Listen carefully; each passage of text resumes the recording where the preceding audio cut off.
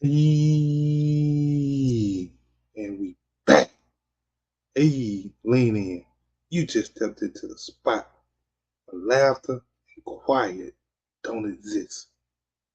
Just that unapologetic, that unfiltered, that unbothered energy straight out of Mississippi.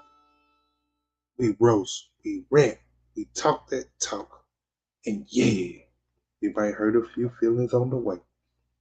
From broke love stories to wild group chat secrets, nothing's off limits once the mic cuts on. So if you can't take a joke, you're in the wrong place. As we serve truth with a side of petty and a whole lot of laughter. Just the real, the raw, the reckless. Welcome, welcome to Talking Crazy. I got the truth burning inside my chest, but fear got me second guessing what's best. Worry about what they gon' think when I speak about Jesus and salvation. Will they think I'm weak? I was lost in sin, drowning in my shame. Then Jesus called my name, nothing been the same. But why I get nervous when it's time to share? Why I bite my tongue when souls need prayer? I don't wanna be silent. You call me to be bold. I don't wanna waste this moment. Lord, help me lose control. Give me courage to speak your truth, even when I'm afraid. Give me faith to proclaim your name, no matter what they say. Won't be ashamed of the gospel that saves. Give me courage, Lord, to be bold in my faith. Remember when you saved me from my lowest low?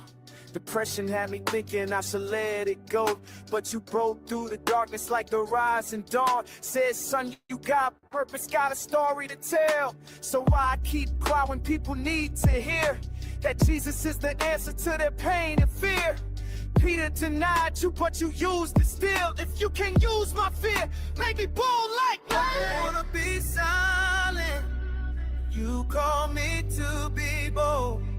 I don't wanna waste this moment. Lord, help me lose control.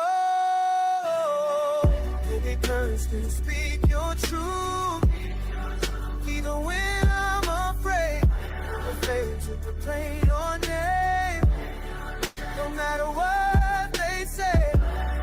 I won't be ashamed of the gospel that saves. Give me courage, Lord, to be bold in my faith. Persecuted prophets who spoke your word.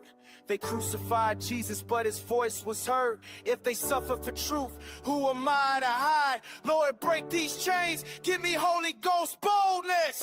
No more fear, no more shame, I'm done with hiding. I'ma shine your truth like a beacon of light to the broken, the hopeless, lost in despair. I'ma tell them about Jesus, how much that he cares. Cause the gospel ain't popular, there's power divine. So I won't be silent, won't bite my tongue. My story of grace, it must be sung.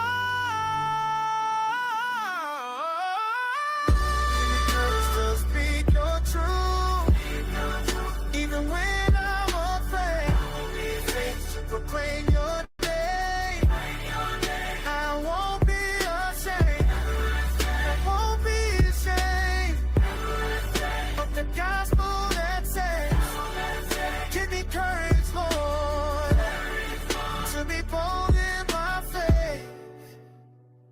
Bold in my faith. Lord, make it.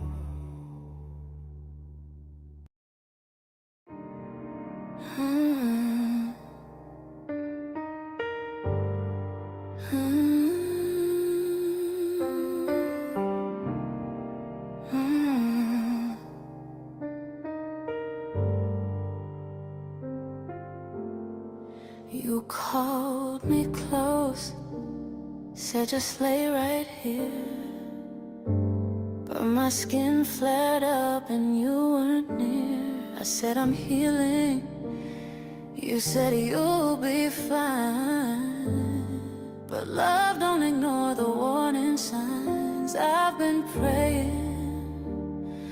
God feels far away, 'cause I'm not saying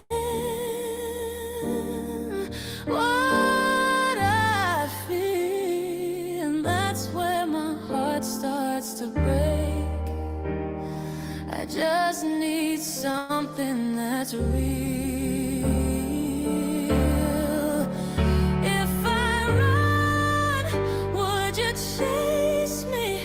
If I cry, would you stay? Or would you miss the meaning of the words I'm too afraid to say?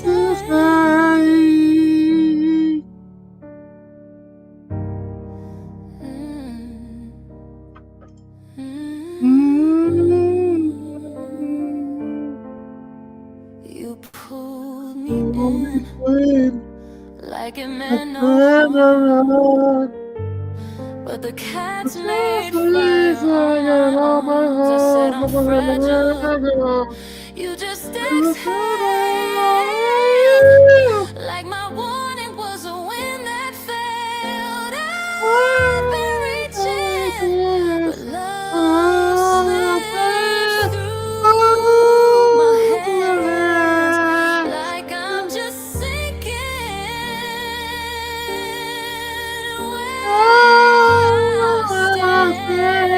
That's not what we said this would be. I just need someone who sees me. If I fall, would you hold me? If I leave, would you pray? Or would you lose the moment while I quietly drift away? I need you to fight for me, not just say it's too much.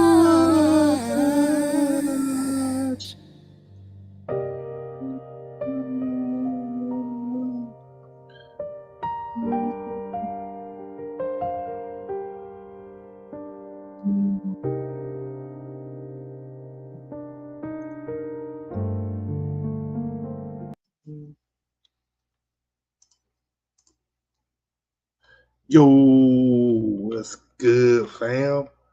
What's good, gang? And we back. The shop is open once again. We back in the building. Y'all already know what time it is, bro. Hit that like button as you come in the building, bro. Hit that comment section. Let me know you in here. Hit that subscribe button. Share the live. Tell a friend to tell a friend to tell a friend. Hey, we at 35 subscribers. Almost at that 40, bro. Tell somebody to tell somebody else to tell somebody else. Feel me? Appreciate each and every one of you so far that have done their job, had they done their thing. We're trying to build this community. And Talking Greens is nothing without the community. So, how y'all doing out there tonight? Monday evening. Monday evening, we all know how the Monday goes. The Monday blues are going back to work and getting back in the groove, working 5 days a week again, and we all know how that be. So, but it is what it is. We have to do what we have to do to survive. You feel me? So I ain't mad at you out there. But hey, we're gonna talk about it tonight. The shop is open. And we're gonna get ready to walk down through there. We're gonna get ready to get in that chair and get our hair lined up, you know what I'm saying? You know, people be saying the barber shop is the safest place to talk. So we in the shop. And we open. And we gonna see what people got to say. You feel me? So yo, what's good, y'all? You know what I'm saying? You already know where we at. We talk slick, we talk wild, but we still drop that real. Now tonight, ooh-wee, ooh-wee. Tonight we stepping into something deep. It's gonna be deep, but hey, should be relatable. You feel me? It should be relatable. Topic of tonight. Is peace something you find or something you fight for? Hmm. I'm gonna pause for a minute. I'm gonna let that marinate in your minds. Is peace something you find or something you fight for? Think about that for a second. All right, thank you for thinking about that for a second. That's all the time we got. Let's get it. Let's get it, gang. So, because everybody talk about protecting peace, protecting their peace. You know what I'm saying? It's like some trending self-care thing. You know what I'm saying? But ain't nobody talking about how ugly that process can get. You ever notice that folks be like, I'm just focusing on my peace,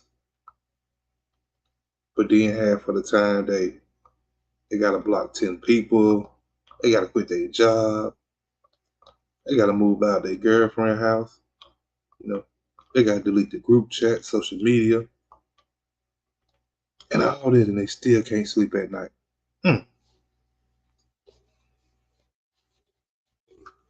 You done all that, and you still can't sleep at night. So tonight we unpacking the truth.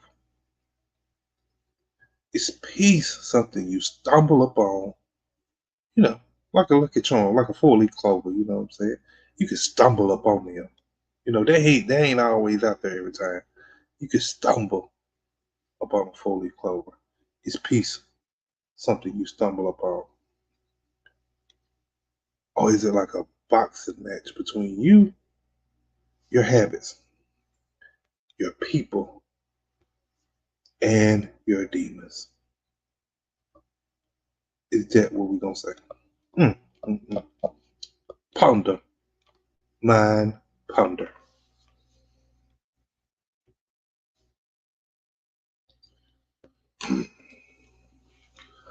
So,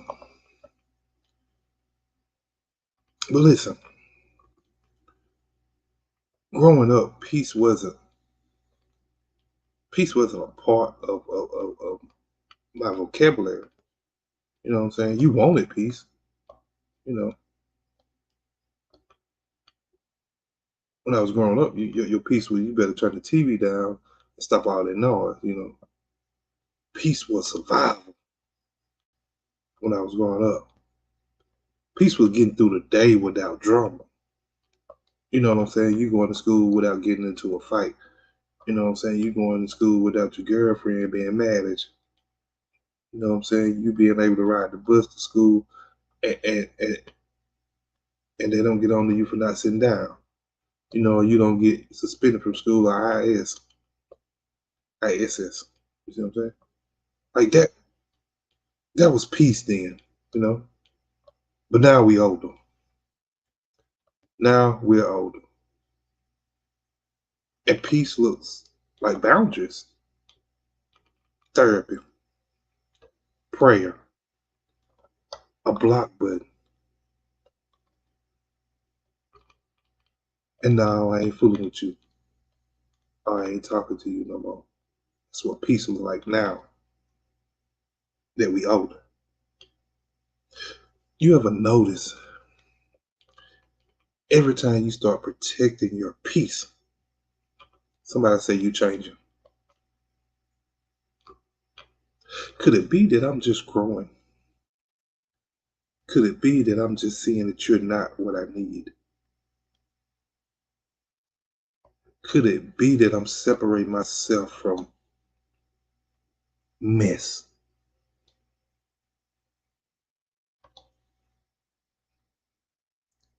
So you mad at me because I stopped letting you interrupt my peace with your nonsense. So you mad at me for that?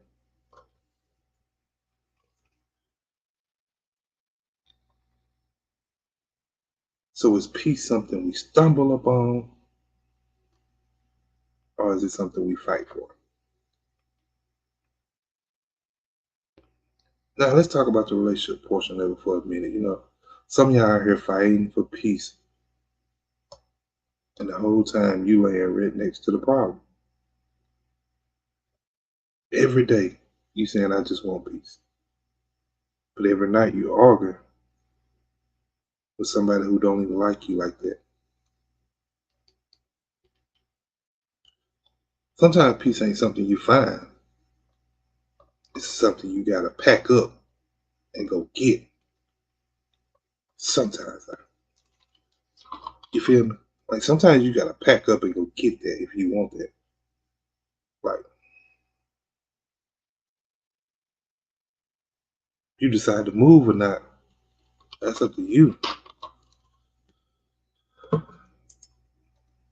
That's what I'm saying every night. I'm arguing with somebody who don't even like me like that. Mm. Mm. Speak on it. Speak on it, JNYG Studio. Miss Studio, speak on it.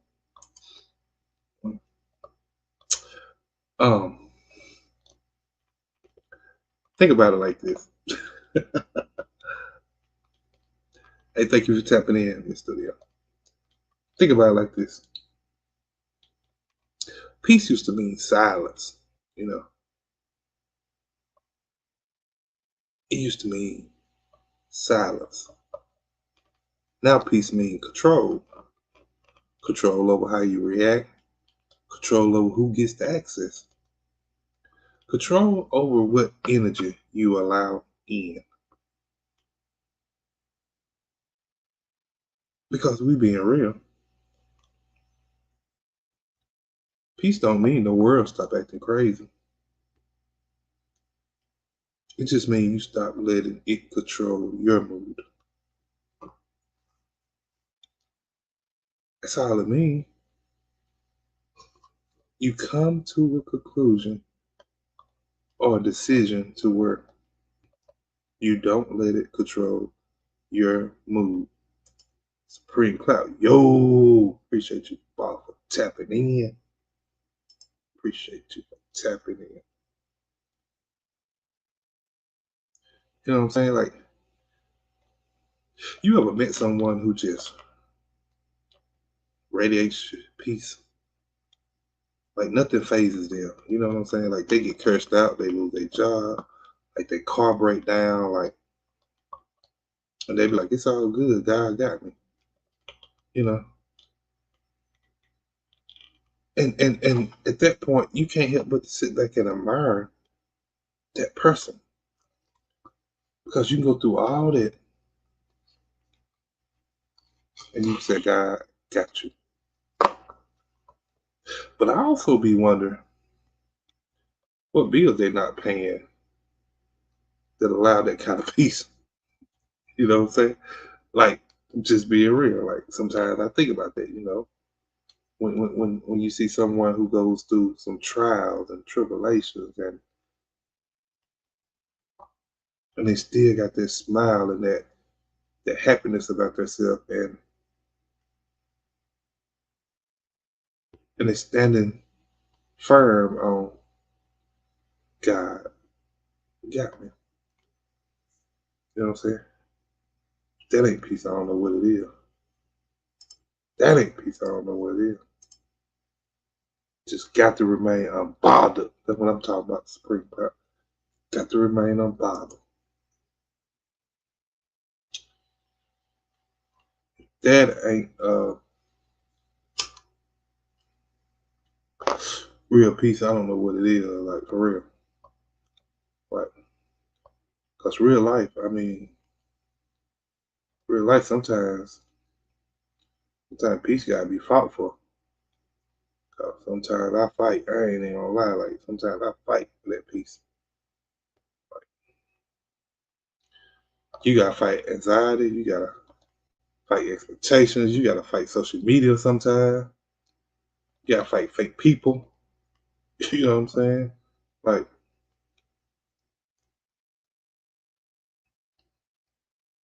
and then it's like you be looking at these people and they look unsuccessful and unworthy. You know what I'm saying? And you be like, that's why peace just don't fall in your lap. You know, you gotta wrestle for it like Jacob did in the Bible. You know what I'm saying? Like, I almost take it to a WWE match. You know what I'm saying? Like you wrestling for your peace because you battling with so many things in life sometimes. So you got to be able to withstand that match. You got to be the last one standing. You got to pin that man for a 3 count,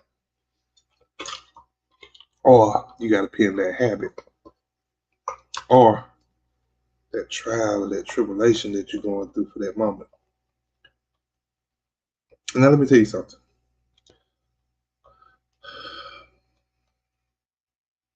Personally, I used to chase peace through people. Like I thought if I could keep everybody happy, then that would be peace. That would be my peace, you know. Because if anybody know me, I'm a giver. You know what I'm saying? Like I'm a giver. Like I like to see other people happy. And for the longest, I thought that was how I created my peace. You know, no arguments, no beef. Like I have peace. You know what I'm saying? But some might say that's fake peace. Some might say that's peace built on silence.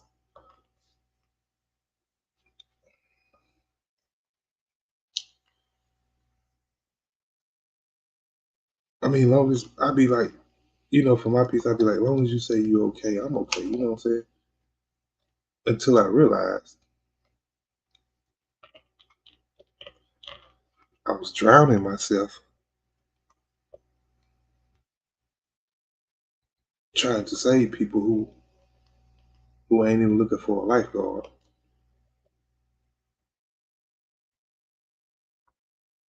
I was drowning myself trying to help somebody who can't help me.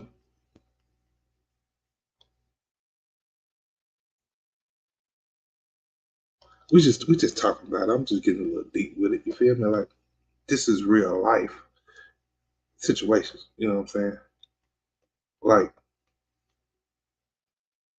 I realized I was supporting a system that didn't support me.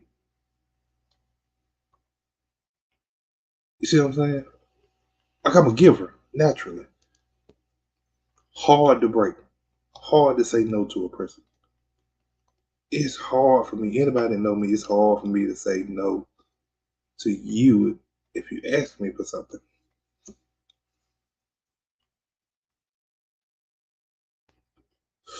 But when you realize that you're drowning yourself for someone else's happiness,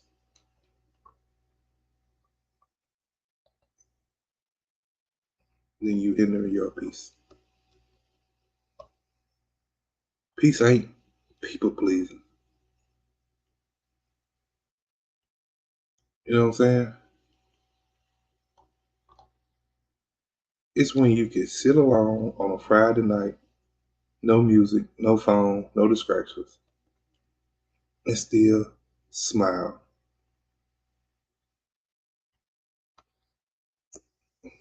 You can sit alone on a Friday night, no music, nobody calling you on your phone, nobody texting you, no distractions, and you can still have a smile on your face. Like that's what peace looks like. But some may say it's crazy, right? Because in the time that we in now, in 2025, like peace ain't nothing that trend. Like it's not a trending topic. It's not sought out by a lot of people. It's just mentioned here and there. You know what I'm saying? It's almost like a hit and miss. You know, but chaos do. Folks love drama, man. They love conflict. They love clapbacks. You know, you tell a person you peaceful, they say, "Oh, you boring." You know, you ain't got no life. You know, where your excitement at? When you gonna have fun? You know, then if you don't argue, you know, they feel like you don't care. Could it be that person just got too much peace to perform for the hoopla, or for the mess, or for the drama, or even if their organ caused them pain? Could it be that they got too much peace to perform for it? You know, do you find peace or do you fight for it? That's what we asking about. That's what we talking about today.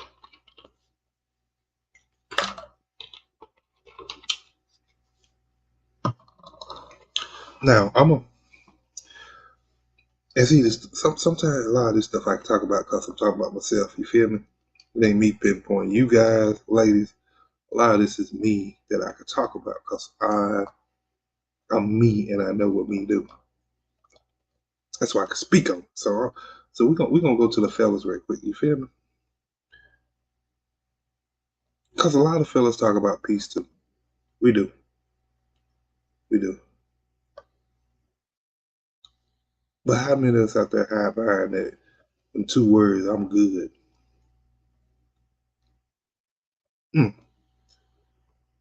How many of us hide behind them two words and just say I'm good? Knowing you ain't good. You ain't slept right in months. You mad at your job, at your girl. You mad because your bank account low. Shoot, you mad because you gotta buy some more work boots, some more work clothes. Like, it's something that you mad about, but you keep saying, I'm good. It's something that's bothering you on the inside that you're stressing about, but you keep telling that person, I'm good.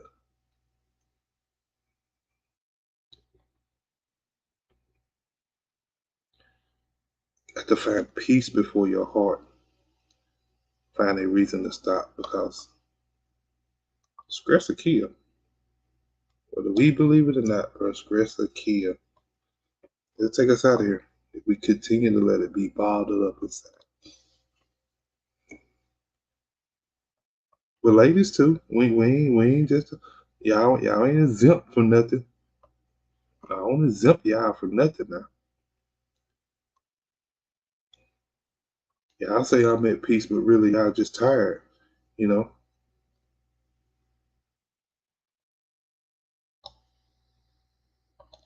So do peace feel like relief? Tired feel like a reassignment? You know, one is freedom, the other is burnout in a bonnet. You know what I'm saying? Like, let's be real. Let's be real about it. You know what I'm saying? We got to speak about it. These are things we hide sometimes that we don't let out. And you know what's wild?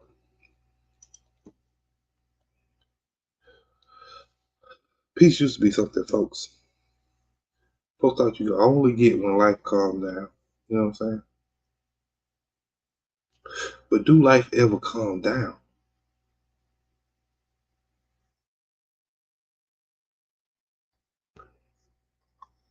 Do it ever come down? It's like trying to You know, like you up there trying to wait for the ocean to stop waving before you go swimming.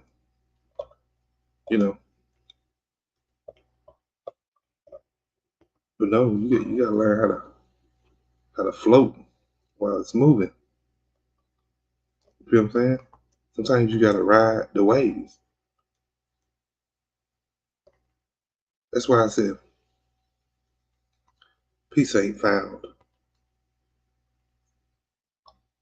It's forged through lessons, through losses,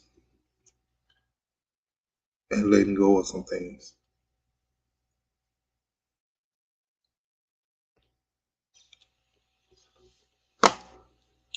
Sometimes you gotta fight for it,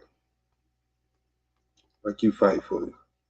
You know, your rent money, because there's always somebody, something, or something trying to steal it. Whether it was your car messing up, whether it was a appliance messing up, or whether your kids needed something. Like you gotta fight for it. Like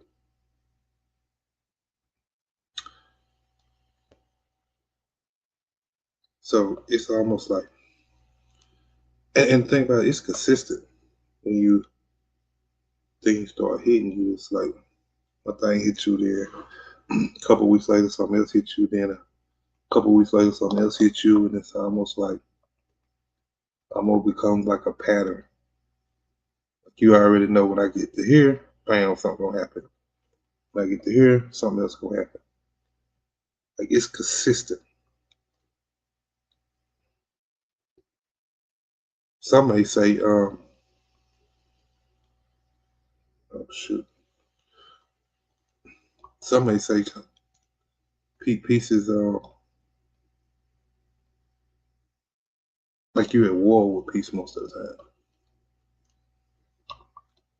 With your thoughts, with your habits.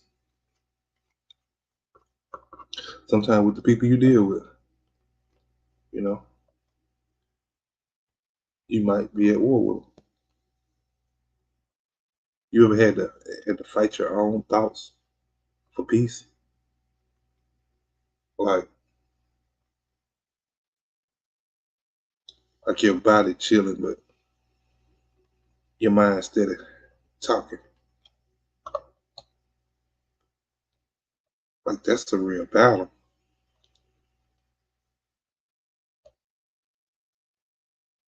You know, overthinking is like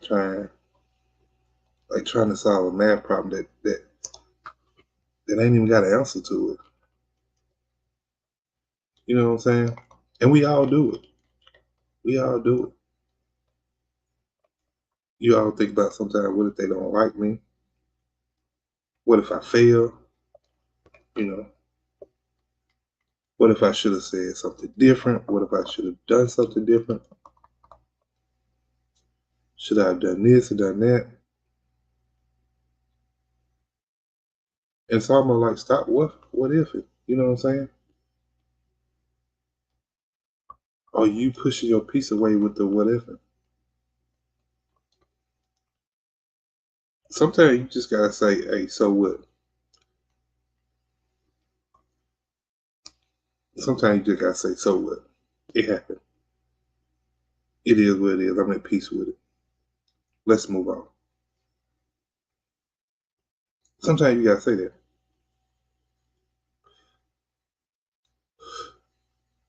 Because if you don't and you continue to let that bring you down or continue to let that bother you, then you fighting thoughts in your head for peace.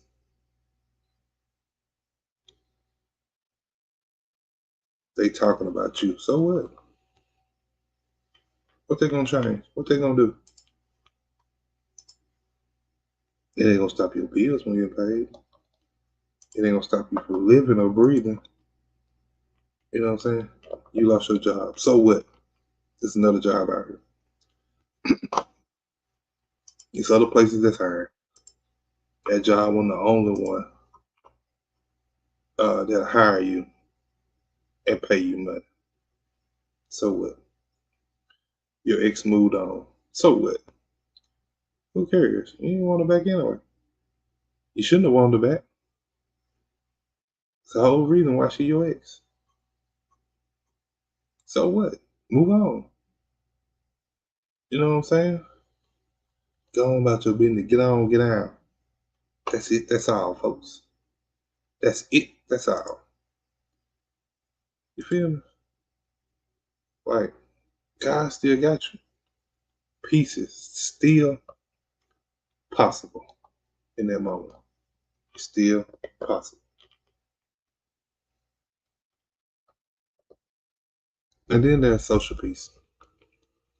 Like, what's going on around us? You know what I'm saying?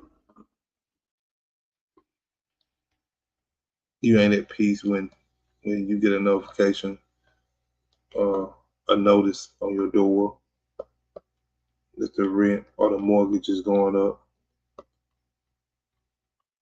You're not at peace when you go to the grocery store and you go to the beat aisle and the meter the meters went up another $2. Like, you lose a little piece every time you go fill up your tank. And the more you put gas in, it seems like the more it drank. Like,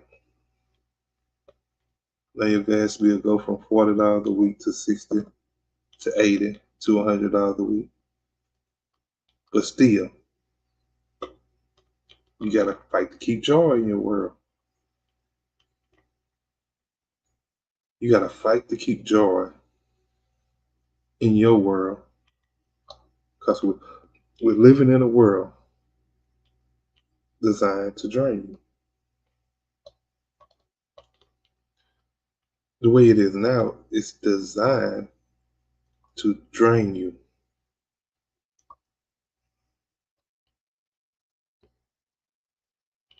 See, I think peace comes from perspective.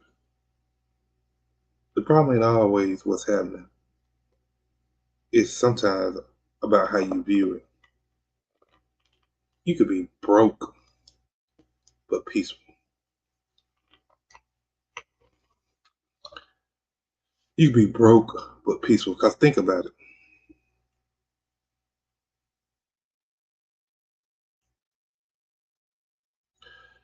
You can see a homeless person and he could be so happy, or she could be so happy.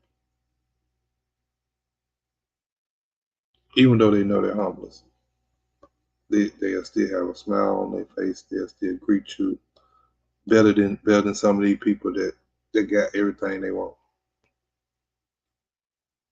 And they broke, but at peace. Or you could be rich and miserable. Because just think about all these celebrities that you see now that commit suicide or something. Commit unaliving or something like that, or unalive themselves. Just think about that. They rich. You know, and from the outside looking in, you be like, what you miserable about? What you stressed about? You rich. Got everything you need. But who knows? Like, some of y'all got peace confused with comfort.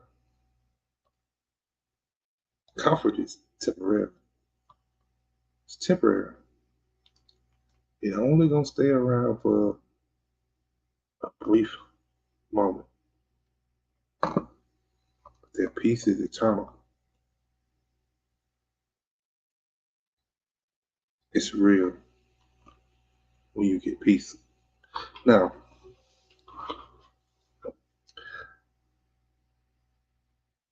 let's get deep for a second. Just for a second. Now, when you stop looking for peace outside of yourself, that's when you'll find it. Like, peace don't live in your car, your house, your bae, your significant other, your wifey, your girlfriend, whatever you want to call her. It don't live in your followers on social media. Like peace live where your honesty does. You see what I'm saying? That part. You see what I'm saying? Like for real, that part. Like you can't have peace if you live in a lie. I'm sorry. Some people might beg to differ, but to me, you can't have peace if you live in a lie. Whether it's you pretending you happy, spiritually or successful, whichever way you want to look at it. Be real with yourself. That's how peace finds you back.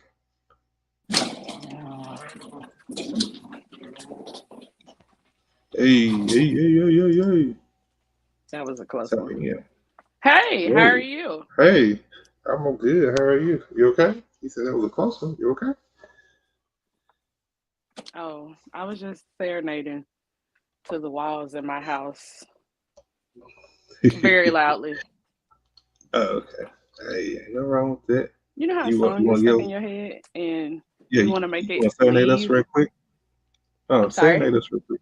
Go ahead, serenade. Go ahead. Rock out. Mm, I don't know if people will like my music because I don't know. Okay. I got a song on the I feel channel you. and like nobody's liking it, so maybe it sucks. I don't know. No, not necessarily maybe it sucks. Maybe it just ain't got pushed out yet. You know what I'm saying? Because YouTube do that. So YouTube pushes out. And then Doo sometimes a doo. lot of people can't see it. Yeah, they do that now. Doo doo.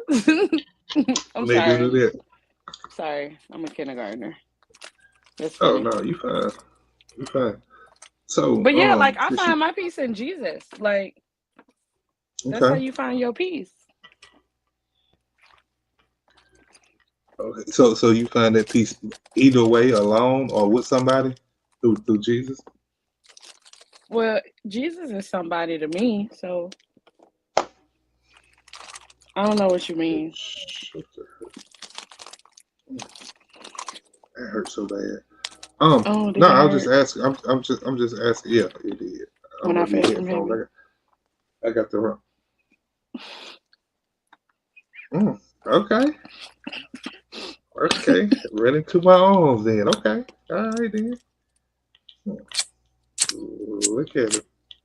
Um, I know you told me to rock out like 40 minutes ago, but I was like eating tacos, so I didn't want to like yeah. come on and eat tacos. Oh, bro, you fine. You fine. I ain't got no problem with that. I don't be having no problem with. Like I rock out with myself. You know what I'm saying? If I have to, like, it don't even bother That me what you either was or. doing? You was working out with yourself? Yeah, yeah. I be wanting people up here. I can't force That nobody to sounds come up here. weirdly like masturbation. I'm Whoa, sorry. whoa, like, It does. I like to rock out with myself, see where your baby. mind at. No, See I where mean, your that's mind you at. put it there with. I mean, Hey, okay, hey, I need you to when the live is over though. I need you to go back and check the beginning of the live. I don't know when you came in, but like 10 minutes after. But I was okay, eating, so yeah, I couldn't really hear everything, and I was like, because the crunch of the tacos, I was eating hard shell tacos, like the kind with the cool ranch on the outside with the oh that yeah, sound sticky nasty. fingers. Oh no, it was no. You never had Cool Ranch Doritos?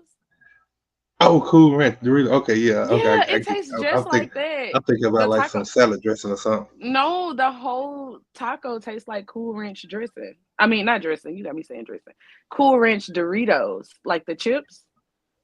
Yeah, yeah, I got you. They used to make Got taco chip like taco shells, you. but they stopped making them. Yeah, now that probably would be nasty. I don't even like It Takis. was spicy. It tastes like the chip. Too much MSG, you know. After the tacos tonight, I think I had my fill on MSG for the week. Oh yeah. Oh, for Okay. sure. So yeah, I feel you on that. I Them feel you on that. tacos was too good to be, to be healthy. Like they were so good.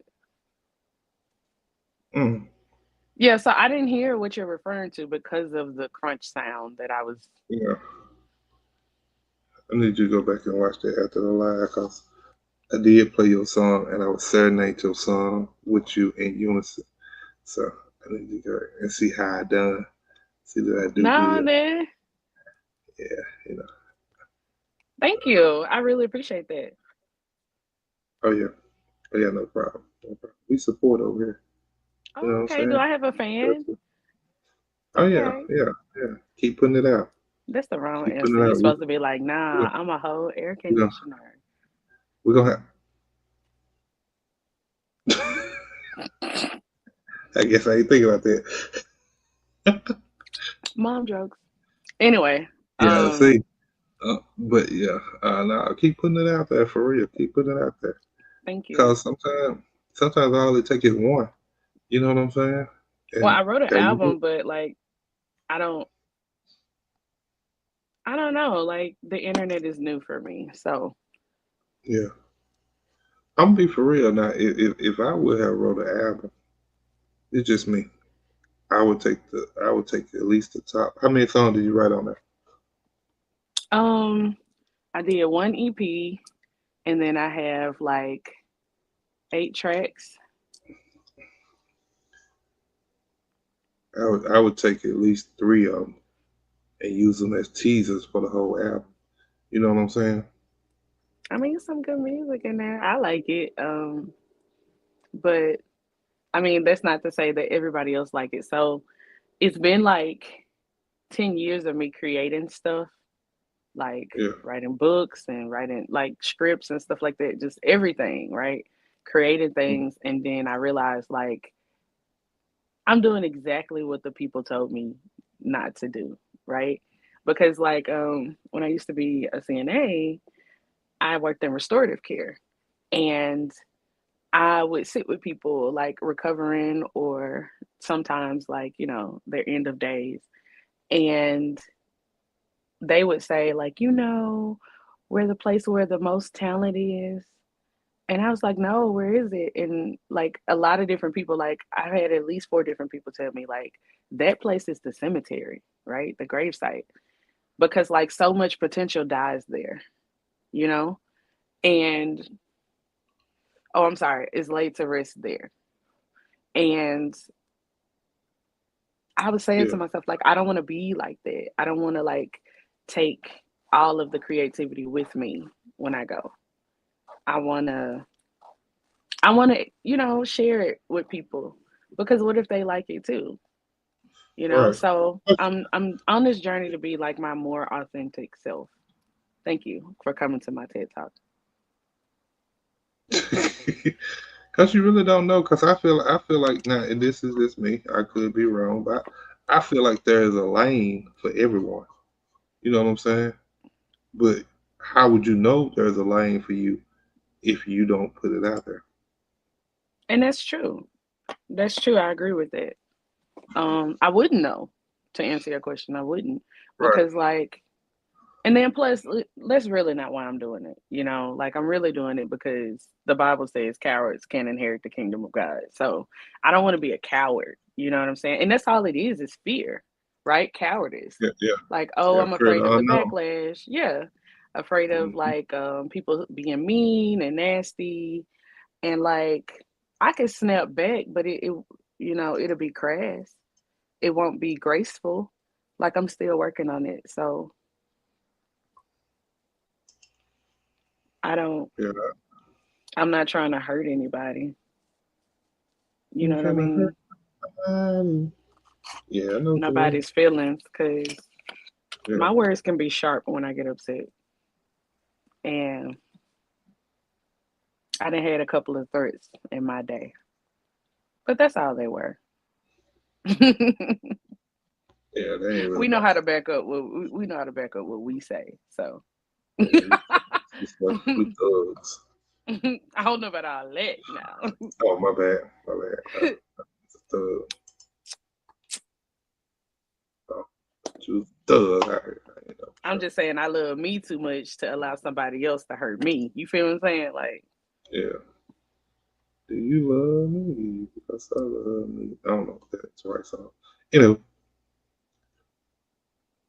but yeah. But yeah, you were talking about peace, and Oh, yeah.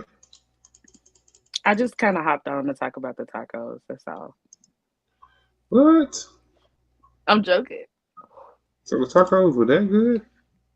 They were They were phenomenal. buzzing. They were buzzing. They were phenomenal for sure. So Like, what kind of tacos? Just hamburger meat? so I did hamburger meat 80/20, and I did like some steak, like some chopped up steak, Mm-hmm. a little cheese, little Baja sauce with those delicious Cool Ranch shells, and then of course lettuce, tomato, cheese, and then some other little white sauce, little sour cream, and like it's some white sauce that I bought from El Paso, and it's really good. I can't remember what it is though, Yeah. but it comes in like a squeezy bottle, and you kind of just squeeze it over your tacos. Yeah, I ain't been that Paso. Yeah. Yeah. They don't know what they want in life. Paso. They don't know what they want. Mm-mm. In El Paso? No, I mean like the brand, because they be coming off Oh, with like these off the wall like flavors and stuff, and you be like, that's intriguing, but I don't know if I want to spend my money on it right. because what if it's nasty? I can't like bring it back, or maybe Shoot. you can. I don't know. I'm not Man, a return get the person. seat Like saying, I just take yeah. the L when I go to the store and like I don't like something. I don't even bother like bringing it back. I ain't gonna lie, I do too. I'm I just just not take a. it. I take the L. Like it'd be wild. It do. I don't like returning stuff neither. That's irritating to me. I ain't gonna lie.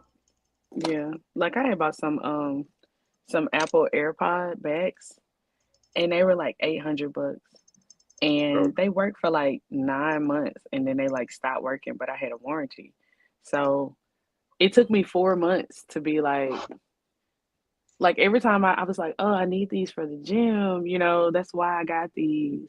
Why aren't they working? I should take them back. And every time I tried to, I was just like, but I would have to wait so long for them to give me more, or right. I have a friend that works at Apple, and I text him and he was like, oh, they don't do like returns for those, like for the AirPod Maxes. And I was like, really? That sucks. Cause I have a warranty. Like, I got insurance on these.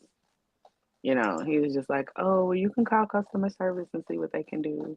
And then, like, after I waited, like, maybe like 6 months after they stopped working, I was like, you know what? I'm going to do it. I'm going to text Apple. And I did. And they were like, oh, we can give you an exchange and ship some right to your house for this set amount. For like $600, we just put it on hold and then we ship them to your house. I'm like, yes. How fast can you get them here? Because like, if 8 I'm months. paying you $600 for you to ship them out so that I won't keep the old ones, but this is almost the same price as a new pair. I could just go to the store and buy a new pair and have them today. So, like, how fast are you gonna do it? They was like, oh, 5 to 7 business days. I was just like, you know what? Let's just do it. They came in two, so I was pleased. I was pleased that I got a replacement. Mm. But did I go to the store and stand in line and wait on people to help me for the return? Absolutely not. Yeah, I wouldn't neither. I wouldn't have done that neither. Yeah, I just took that bullet on them. I I mean, just that's took. that's almost that's almost a stack. Like, you know what I'm saying? It kind of like, Yeah, it's like, for some headphones. You know what I mean?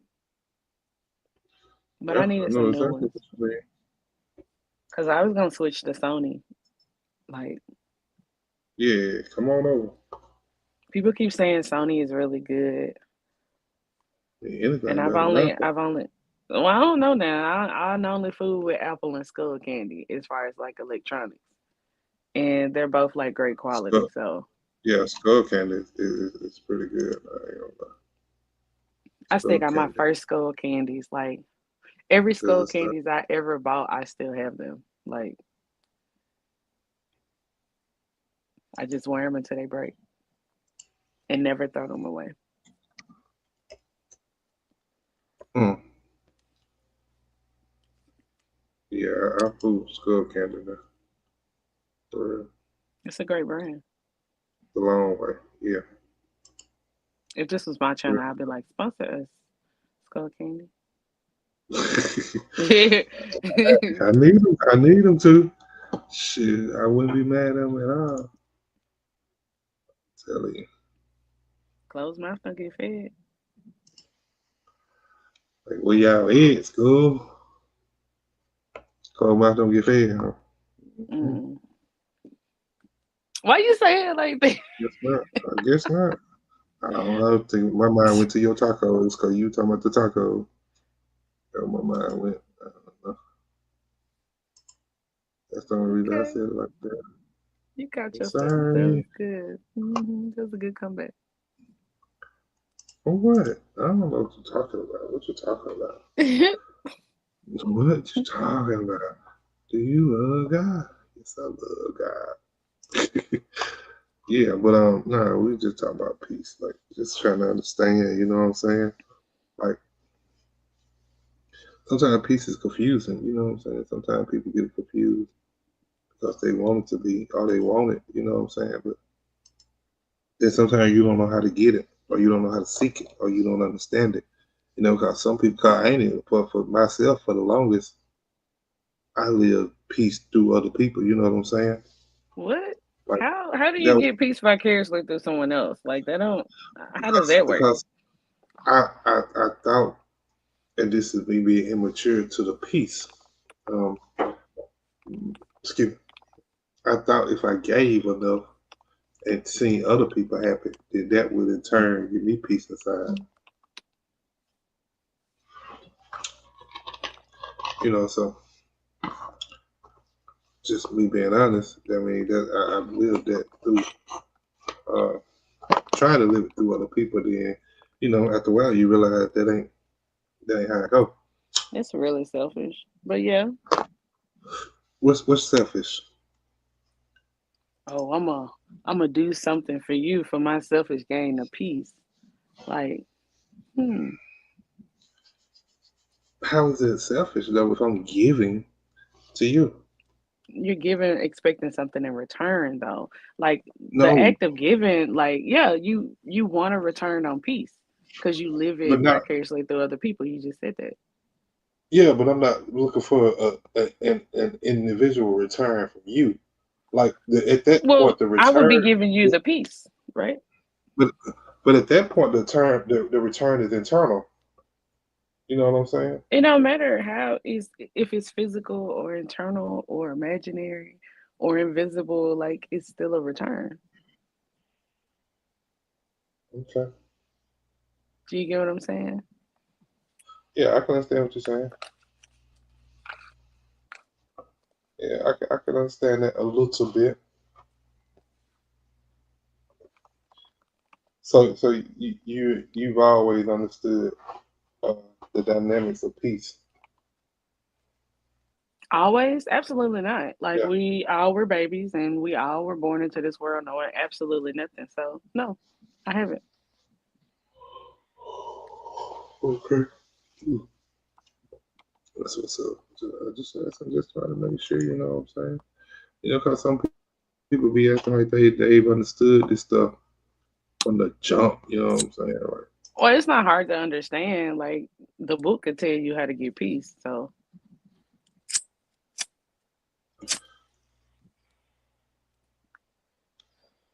I feel like anybody can get peace if they use their free will and they're not illiterate. You know what I'm saying? Like it's Yeah. simple, it's just not easy. You said that about a lot of stuff I see. Most things are. Most things require some type of effort. Most things in this world work off of reciprocity. You know, you can't get fit unless you go to the gym.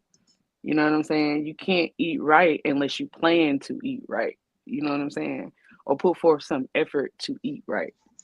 Um, you can't have a baby unless a child was, like conception. You know what I mean?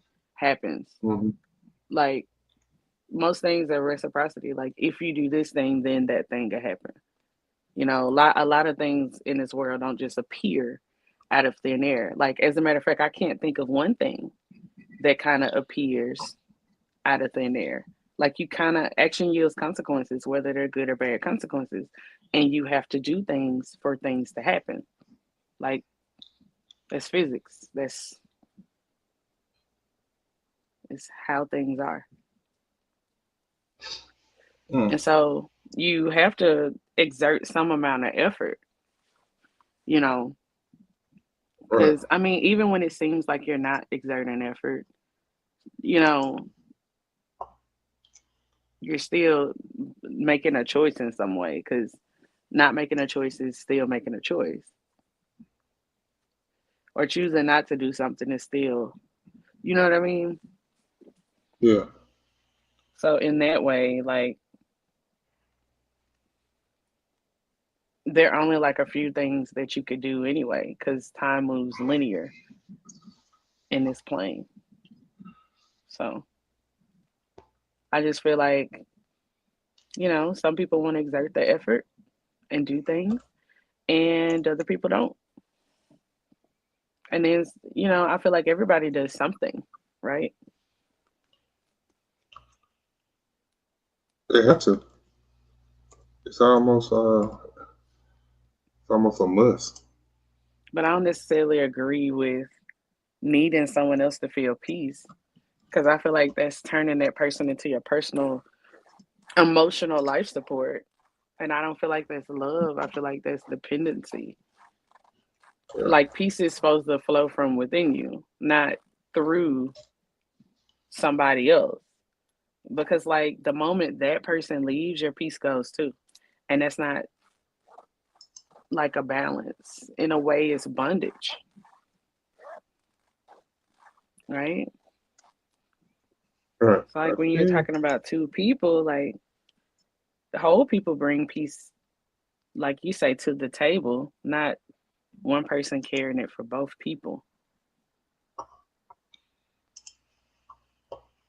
Mm. Because I can't pour peace into somebody who got holes in their soul. They gotta learn to be still before God first.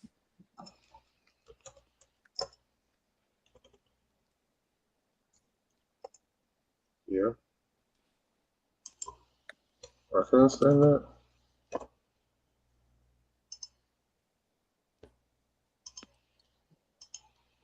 So, what I'm looking for. Okay. Where I'm at. So, do you feel like peace has to be? You pretty much have to fight to have it, or to protect it, or just to even um keep it at a decent rate to where you don't lose yourself. Well, let me think about that. Do I feel like I have to fight for peace? Well, I feel like peace is like a garden.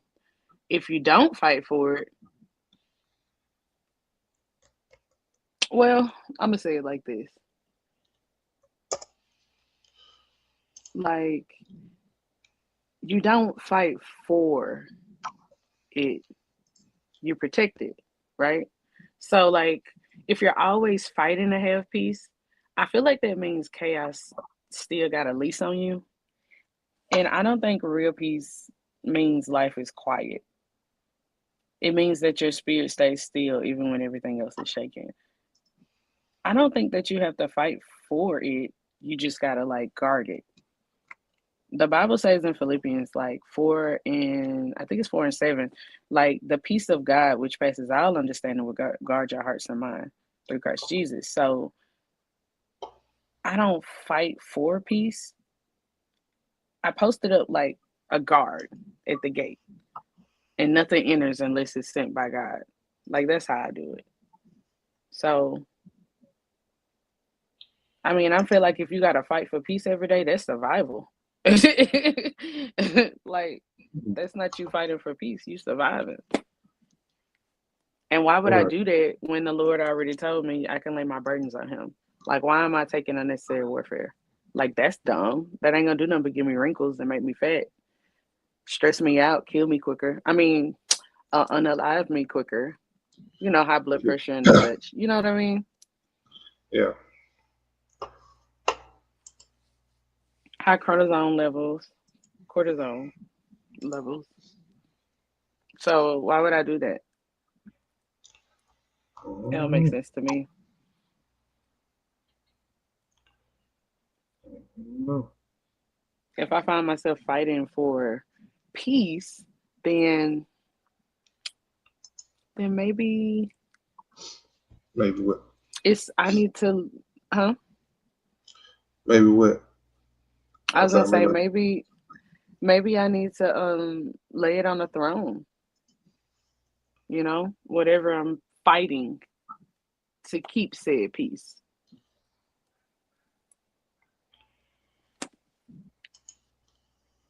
Hmm.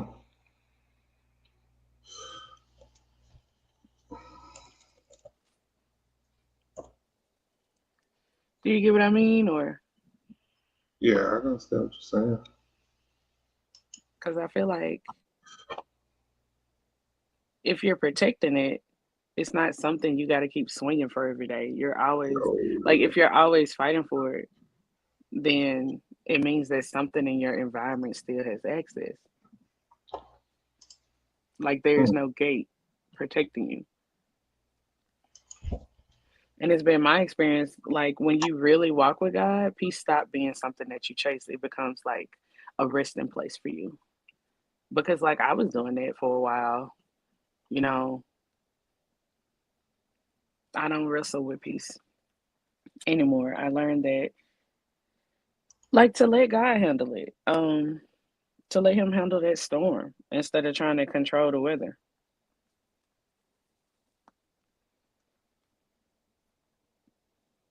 Hmm. I'm not gonna allow anything that costs me my health or my mind. Anything that costs me that's too expensive. I can't afford that.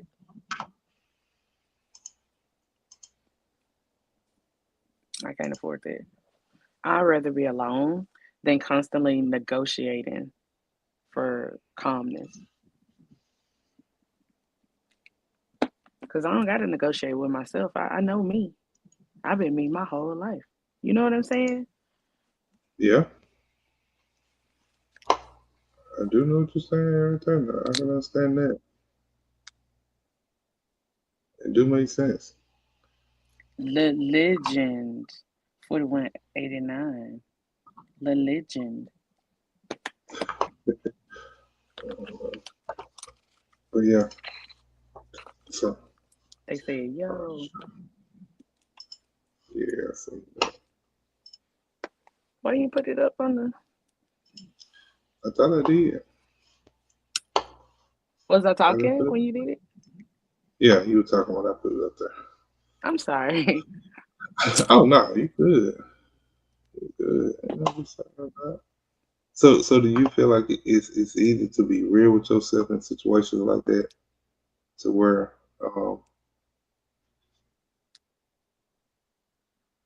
you going through certain things Certain things and like what? mm, certain things like you got a few things going on, maybe a car messed up, maybe appliances tow up, maybe maybe you disagreeing with someone that you really care about, just life things. Do you feel like it's easy in that moment of trial and tribulation that it's easy to say, I still have peace?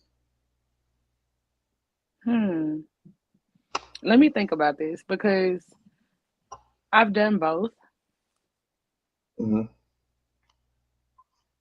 I've been in situations to where I felt like an external thing was like trying to take my peace away. I've been frustrated about like a car breaking down, an appliance not working. Like all of these things have happened to me in real life. So like the way I've dealt with it then, I prefer the way that I deal with it now. Um and that's as follows. So basically, I would say that now it's easier to be real with myself in situations like that because like it does hurt sometimes. Like being real with yourself hurts sometimes, especially like Right. when the truth doesn't flatter your feelings. But it's the only way to heal. You can't fix what you fake, and it's not easy, but it's necessary. And when I stop defending myself and start defining myself, that's when peace shows up. And so, what I've learned that in the middle of a life storm, like being real with yourself is like trying to hold a mirror in the wind, and it's shaky, but it's still worth the reflection. So I don't lie to other people, like, because I feel like it's easy to lie to other people, but it's hard to lie to God. And that's who keeps showing me myself.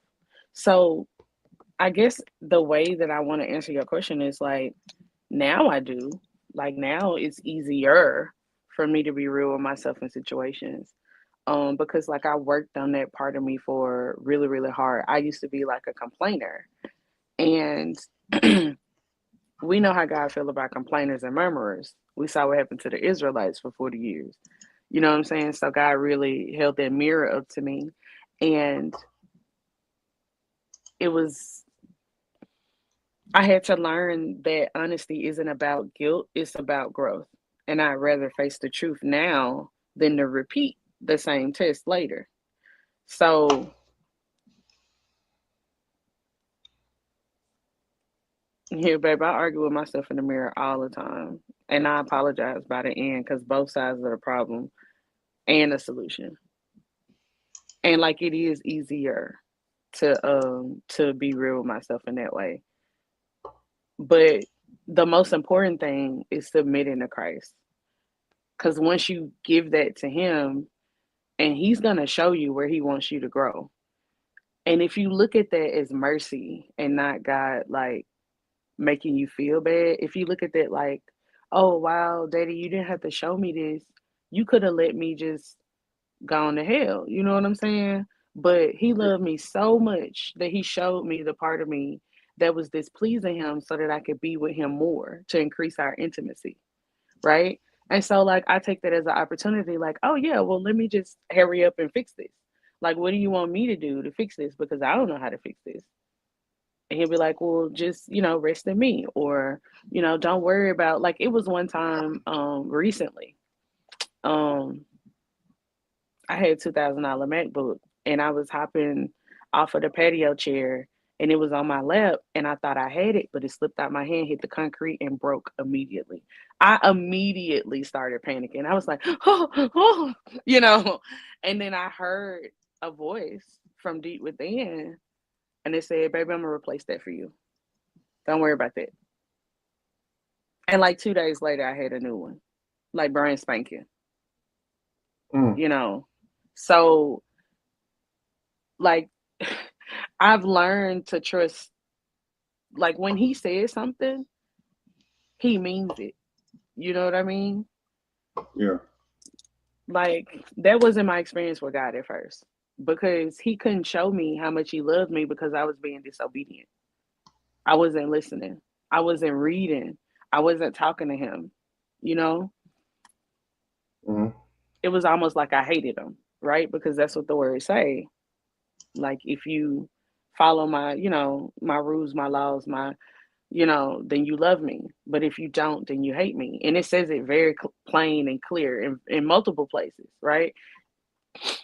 And when that was brought to my attention, I was like, oh, well, I don't want you to think I hate you, because I don't. I'm just, I don't know why I'm acting so stupid. Let me just straighten up my act.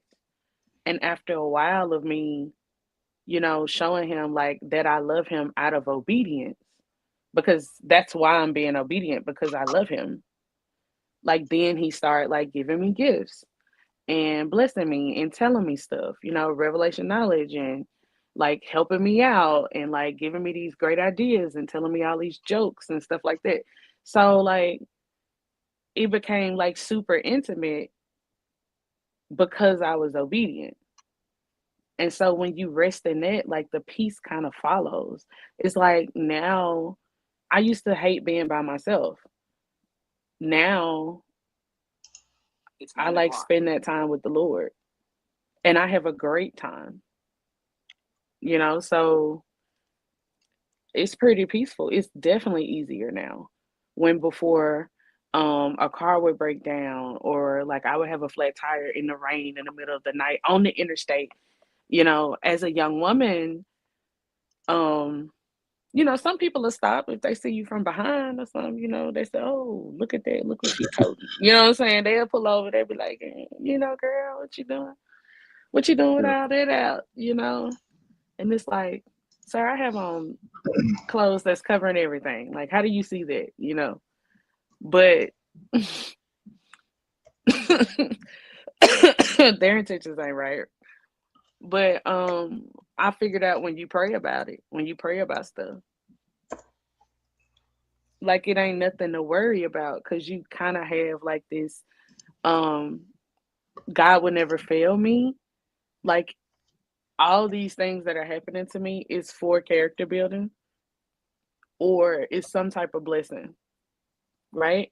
And so when you have that mindset, and you like, it's been times where I've gotten into a car and I literally had to lay hands on the dashboard and just start praying before I crank it up, and to tell God, like, allow us to make it, to traverse safely, give us traveling grace, maybe come home safe, no accidents, no incidents, like none of that, right? No police stops, any of that, right?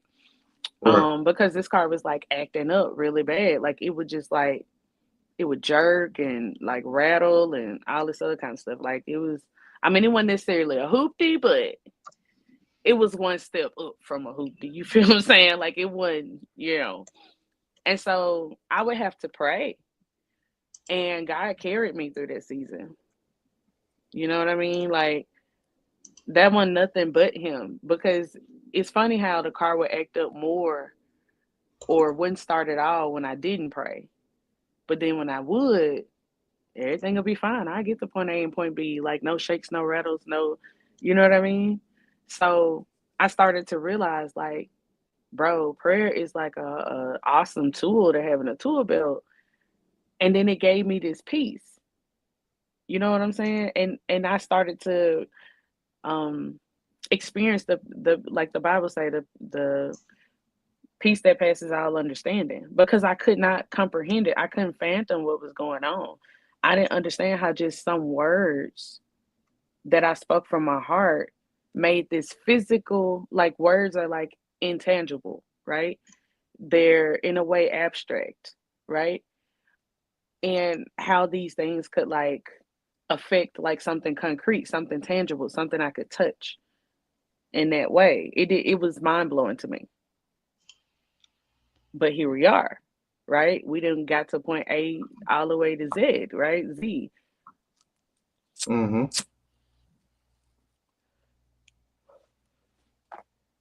So it's definitely easier now than it was, because now I understand it. I've seen things. I've witnessed miracles. You know what I'm saying? Like, because at first I didn't really believe that. I was like, oh, that happened to other people, that never happened to me. And it's not about, when I stopped comparing myself, when I stopped paying attention to what was on the outside of the gate and started focusing on the reason why I'm here, like nothing else mattered anyway. It's just the Right. intimate connection between me and the Father. So, like, it don't bother me. I don't really care what happened because I'm at a place to where my peace is unshakable because I know what my faith is, Mm. and it takes humility to get there. You know, when you was talking about being real with yourself before, like it takes humility because accountability doesn't always feel good, but it'll grow you up real fast when you become accountable. You know,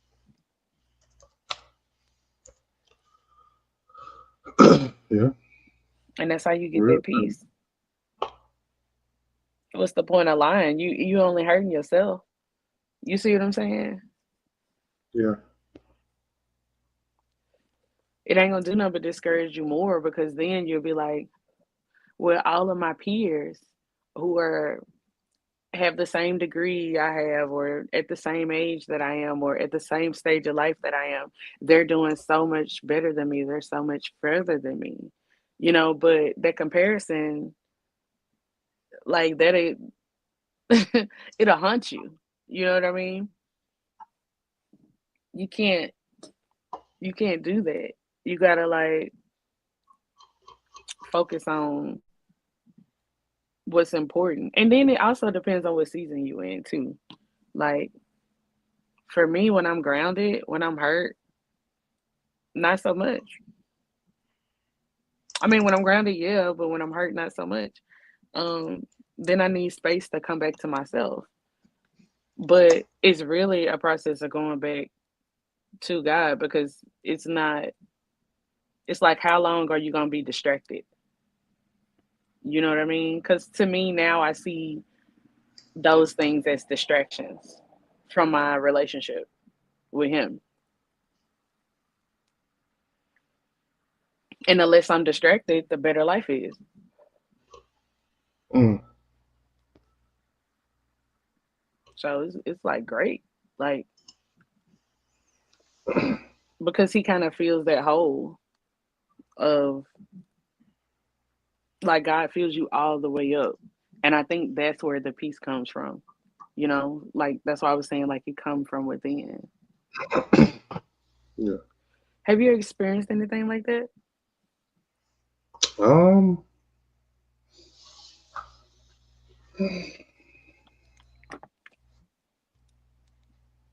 I think I have. I can't just pinpoint it. And then you might say I haven't because I can't pinpoint it. I don't know. I think I've definitely experienced a sense of calmness. Excuse me, over myself. From what um,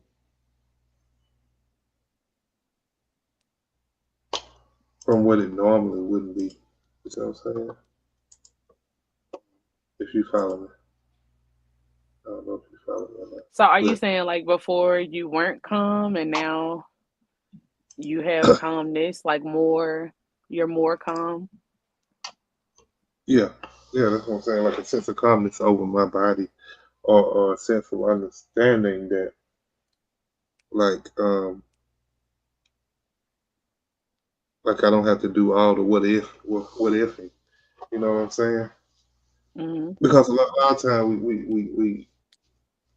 uh we wear ourselves out because we worry about what if I fail, or uh what if I should have done this different? What if I should have done that different? You know what I'm saying? Hmm.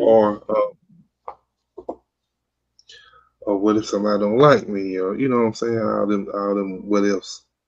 But I done got to the point now to where like stuff like that don't bother me now. You know what I'm saying? I Mm.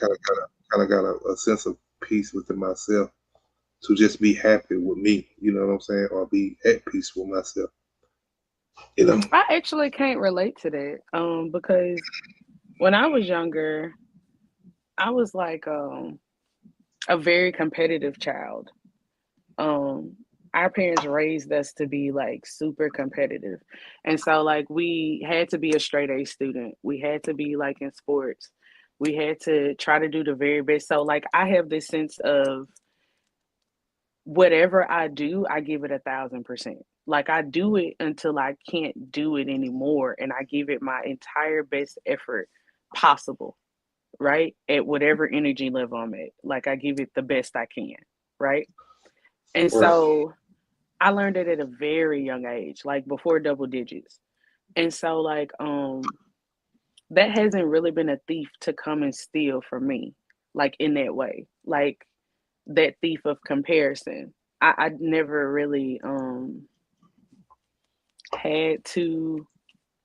I know I used that as an example before because I know a lot of people have, and I have friends who say stuff like that all the time, right?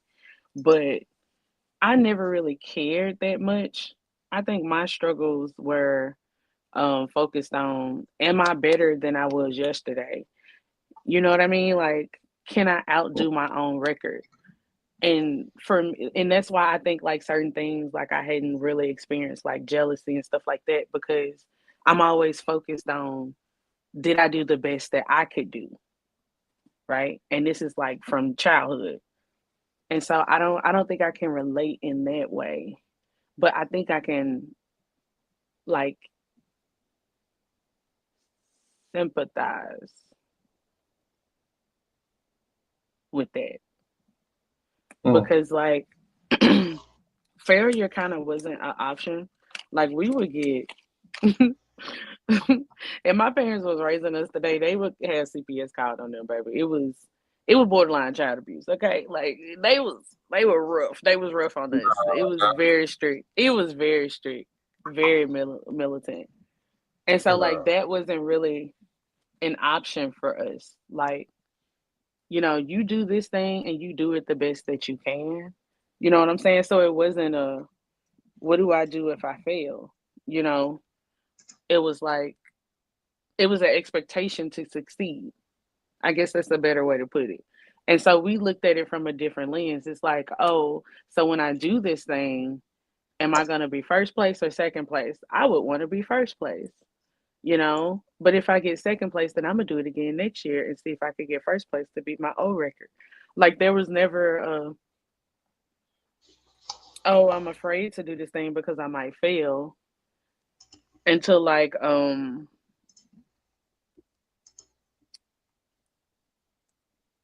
I don't think I ever experienced it. I think I've been more my life has been like what people actually say to me. I think that would hurt my feelings. Like less comparison and more like people just kind of like putting you down, Mm. you know. I experienced that. Like people like, "Oh, you could never do that," you know. And it's like, "Oh, is that what you think?" Okay. Well, we'll see. Let's see. you know.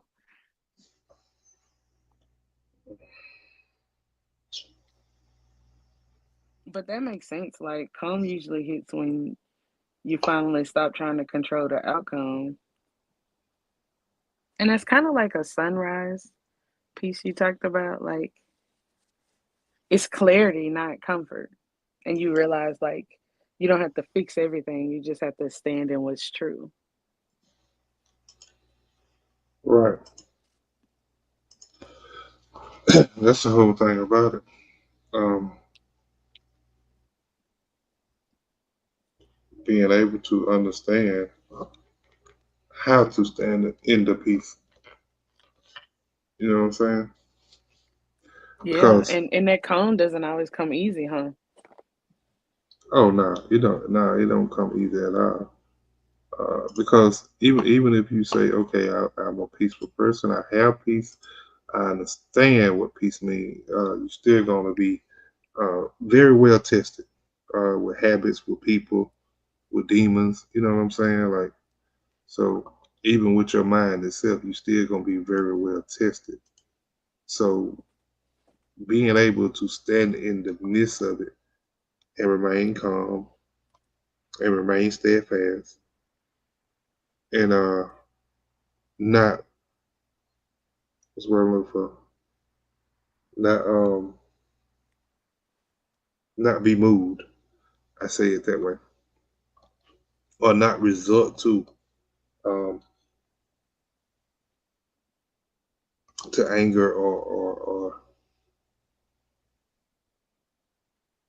or anything of that nature that will lose the calmness that you have from the peace.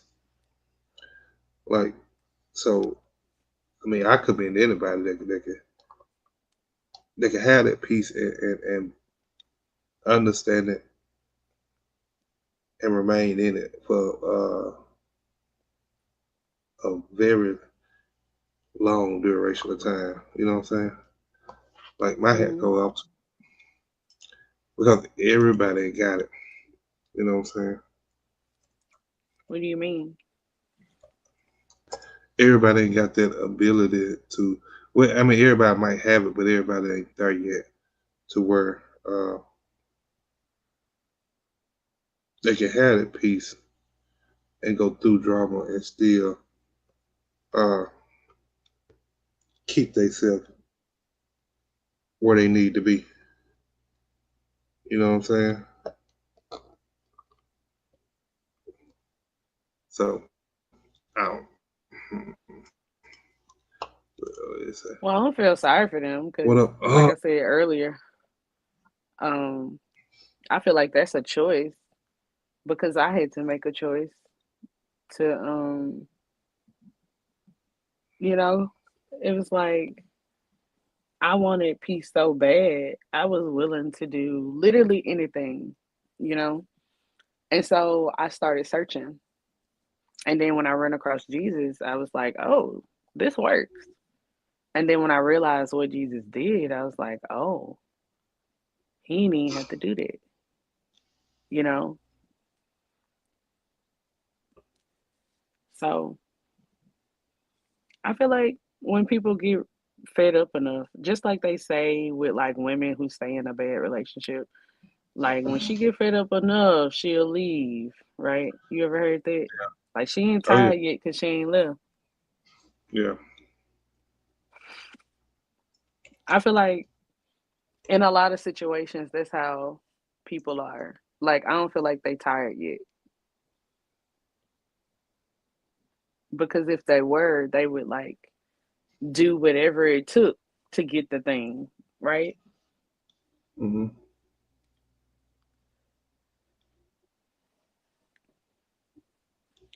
Uh, oh, I'm sorry. Sorry, I'm looking at something. Yeah, that's exactly how I think had to hop off. Fort power went out. Okay. Yeah, everybody power supposed to be going out tonight. Well, I went out earlier. I was out when I got home around 5. Um, and it stayed out to about 6:30, I think. So hopefully ours is done. But I guess they still hitting Monticello. They got. I guess they trying to work on something to add something to the power lines or something. I don't know what they're doing, but yeah, they doing that tonight. So hopefully ours are still good for the rest of the night. I hope so. So I'm sorry. Yeah, you see, he wanted to talk about that. Said he said the lights went out. He had to hop off. I understand. Message. Get back on the podcast. Plug your phone up into the car. Let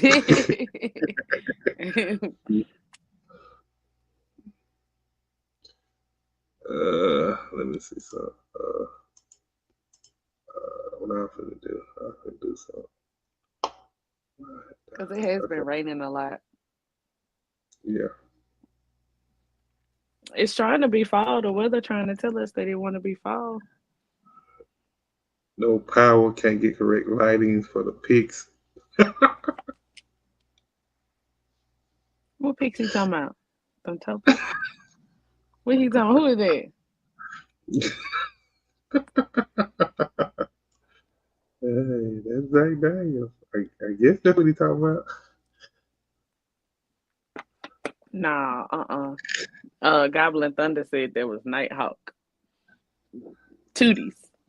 That might be his name on the site.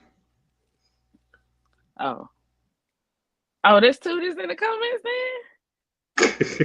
Oh, bring them on up. Bring them on up. Bring them on up. We've been waiting on Tooties. You been waiting on two. You've been waiting too. You can't tell me that ain't at least interesting to you. Yeah, he said the one and only.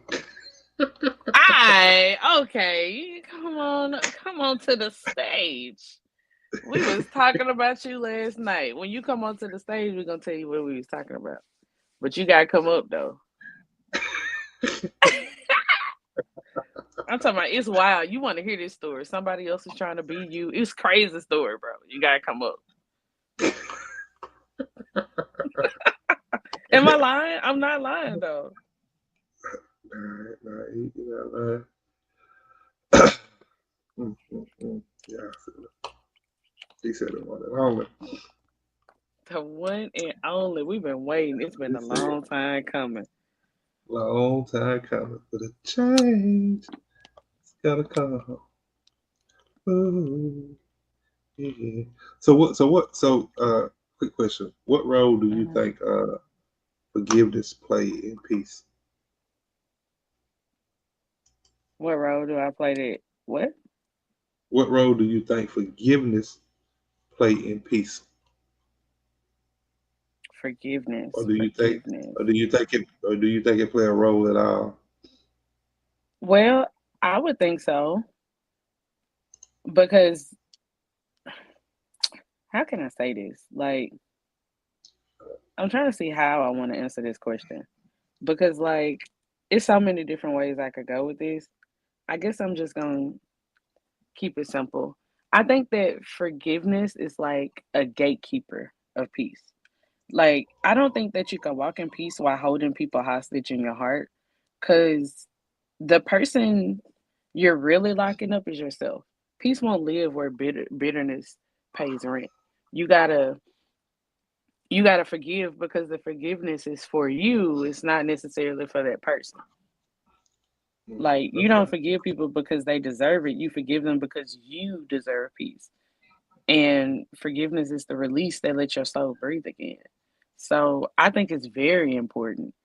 And but it's a couple of different ways that you could go with it. Because I was gonna say Colossians 3 and 13, the Lord say, forgive as the Lord forgave you. And that means peace and forgiveness walk hand in hand. And you can't claim one without practicing the other. So unforgiveness is spiritual noise, basically.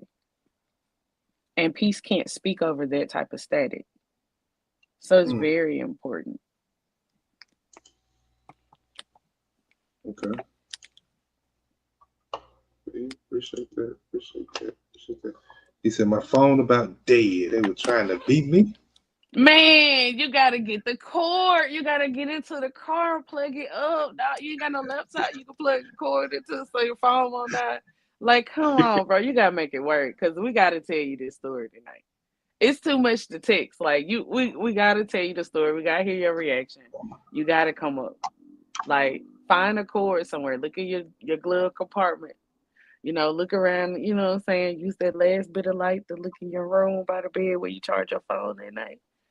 I don't know. Some people charge their phone in the same room they sleep in, but you get what I'm saying. Like, if you got a tech bag, like some people keep their book bags, their laptops and stuff in their book bags. I like tech stuff. Like, find it, bro. You gotta come up. We gotta tell you this story. It's a banger. Well, I don't know how you gonna feel about it, but absolutely, yeah. Somebody on here last night. Don't answer that question though. Absolutely, yeah. Said I have no service outside my house. Dog. We trying to make it work. We trying to make it work. How we gonna figure out this debacle. What we gonna do? I Cause he don't gotta know. come up. Like He got to come up. he gotta represent the Tooties. That night hawk Tooties. We got bro. It was wild last night.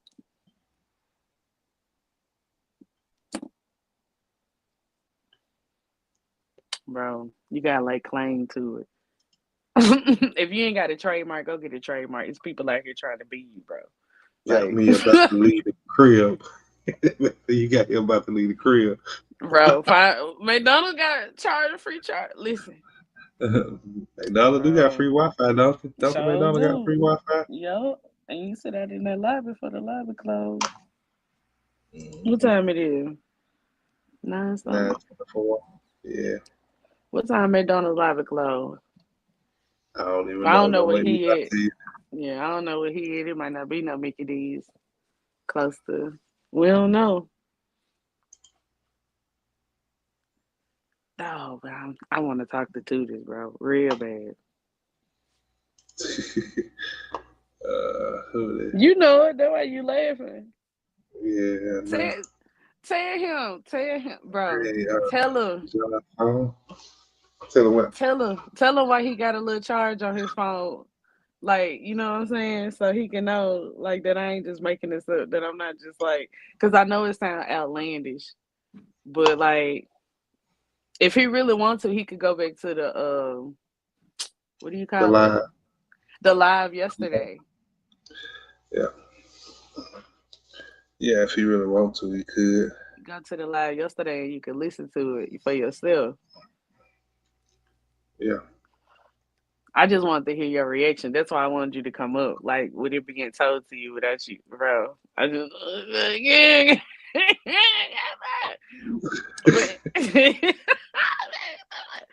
but anyway, John Fong said, "Can I feel peaceful even when things around me are chaotic?"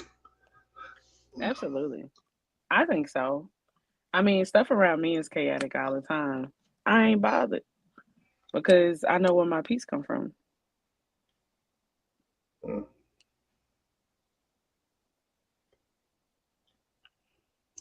Said, "But if you need me to show up to work tomorrow, I gotta go here." You gotta go what?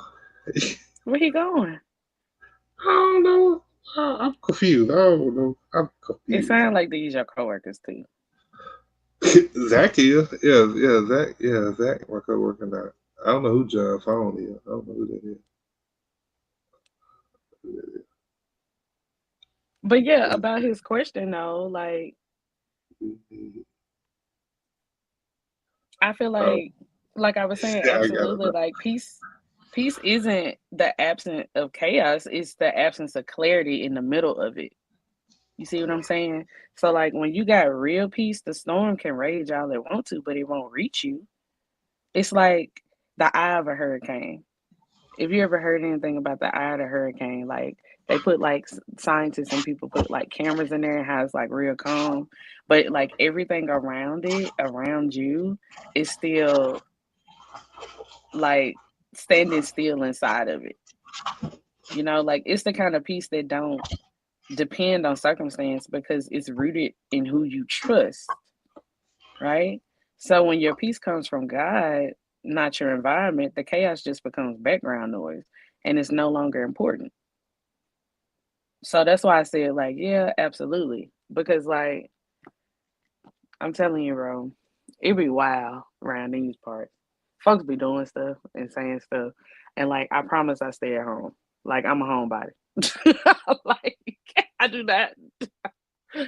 Folks are wild and crazy, okay? They do all kind of stuff. And so, you know, it be chaotic for me, though, because people come to my house. And not a lot of people know why I stay. Like I keep that under wraps, and people come here to harass me. Like, but I'm unbothered. Like, I don't care. They do what they want to do. I can't control them. But I'm not gonna let them stress me out. You know what I'm saying? Like, it's ways to handle everything peacefully. Oh, you want to come up here and play pranks and say weird words and stuff, it's okay. I can get a restraining order. It's okay. And now that you got a restraining order, you still want to drive by my house real slow and yell obscenities. Like it's okay. It's okay. You can do what you want. The city owns the street. It's okay. As long as you don't come on the property. Because I send you back to where you came from before you was born. You know what I'm saying? Like, just leave me alone. Just leave me alone. Like I don't. We don't play like that. I am not above. I am not above praying, like stopping in the middle of. It's been times like I've been like in a store and like a random person that just walk up to me and start talking nonsense.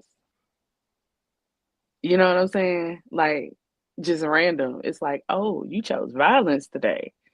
And I know I got a sharp tongue, so I have to like restrain myself. And I just look at folks and be like, I know your mama taught you better than that. And just walk off. I just have to like restrain myself.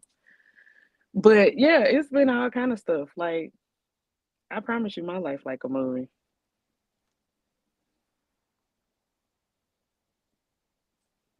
hmm You can absolutely have peace. You just gotta, it's been times I just like pause and start praying right then and there, loud as I can, looking up to the sky. Like, folks will think you crazy and leave you alone. Real talk. It's been time I had to like, I went to the DMV one time and this random stranger like walked up to my kid that was getting like the license and like started like asking that person like personal questions, like stuff that like did not work there, just a rando like they just walked in from the street and just singled like my kid out and started asking like super personal questions. We talking about like social security number personal. You know what I mean? Like super inappropriate. Never seen this person ever in my life. Like nobody knew who that was. Like not one person in the DMV knew who that was. And like I immediately had to start like bonding and rebuking stuff right then. And for whatever reason, that person just stopped. Now I know what the reason was. You know what I'm saying? Like when you have the authority and you say what you're supposed to be saying, you read the book tell you what to say, right? It couldn't do nothing because Christ is the highest authority. Like it had to obey. You feel what I'm saying? Because that was an extremely infuriating situation. Like none of the other people, like none of the people behind the desk, behind the computers, like were trying to help. And I was like, y'all just gonna stand here and let this man like harass us, like, And it was like, oh, we thought you knew him. How? Look at him and look at me. What? What? What? I dress like I'm from outer space. Like what? What are you talking about?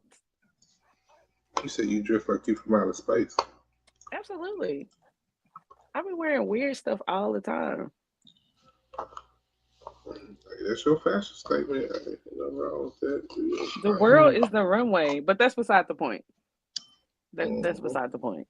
Like the point is, like, I didn't allow that person to steal my peace, to steal my folks' peace, to steal our joy or whatever, because like when you have dominion over something, and yeah, you do have dominion over your kids because that's just how it is. You know what I'm saying? Like you can rebuke and bind stuff in the name of Jesus Christ, and they have to stop. They have to leave you alone. Like it ain't no other, you know, stuff really get real when you start using the blood and the authority to like silence them. That's how you know. You know what I'm saying? Like that wasn't nothing but God. You know what I mean? Because like, soon how some folks is. As soon as you tell them to calm down or to be quiet, they get louder and less calm. You know what I'm saying? Like, you know what I mean? So like when you walk in that authority, absolutely. Like for sure. Because there's been times where I dealt with those type of situations wrong. Like when I was younger, I would argue back with folks, even though I was the victim, the one being wronged. And like because of my behavior, people would side with the person that's like accusing me, or the person that's doing the thing to me, right? Like straight victim blaming. And I would feel like, oh, it's not fair, or I'm in the right, this person did this, I have receipts and video to prove that, and like nothing would ever, you know what I'm saying? And so like, and that's chaos. That's utter chaos. So I understand how frustrating chaos can be, but it took me a minute to figure out like, oh, if I just stand in this thing right here, if I read the book, do what it actually do what it says, like it literally works every time. And so like that's why I be going so hard for Christ, because like that's literally the only thing that's never failed me. Mm. Like real talk.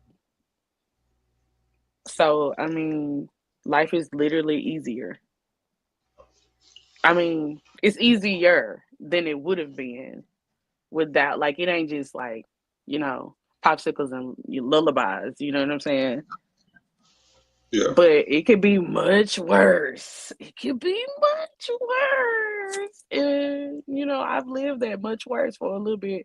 And I think I prefer this over that. Like, it just, because to me, like, some stuff just makes sense. You know what I'm saying? Like, if somebody telling you, like, hey, I created fire, don't stick your hand in the fire because it's hot and it's going to burn you. And not only will it burn you, like, you're going to swell up depending on how long your hand in the fire.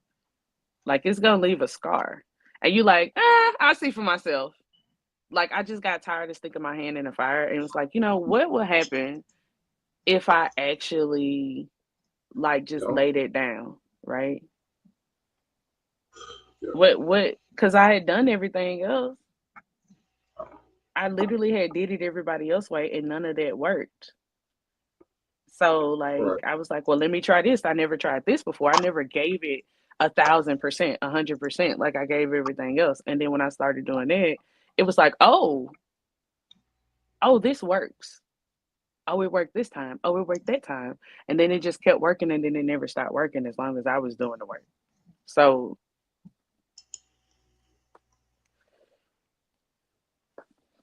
that's just how I see it.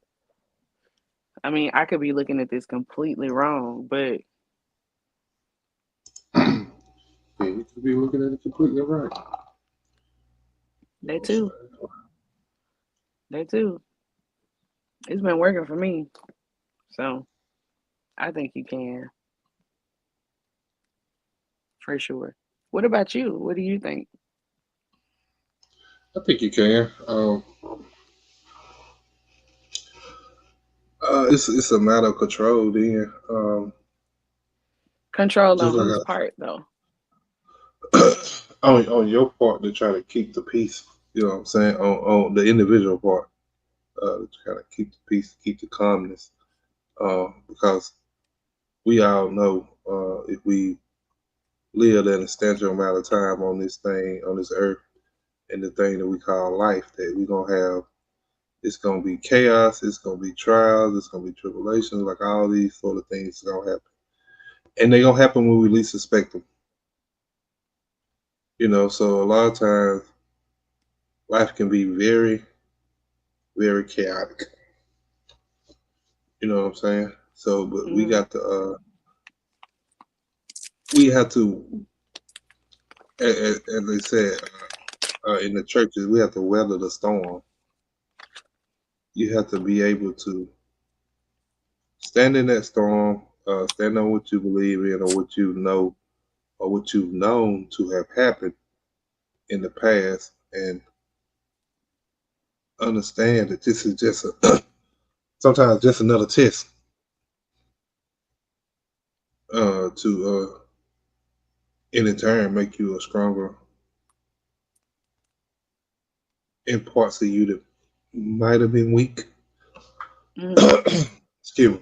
In parts of you that might have been weak, but now as you continue to go through the storms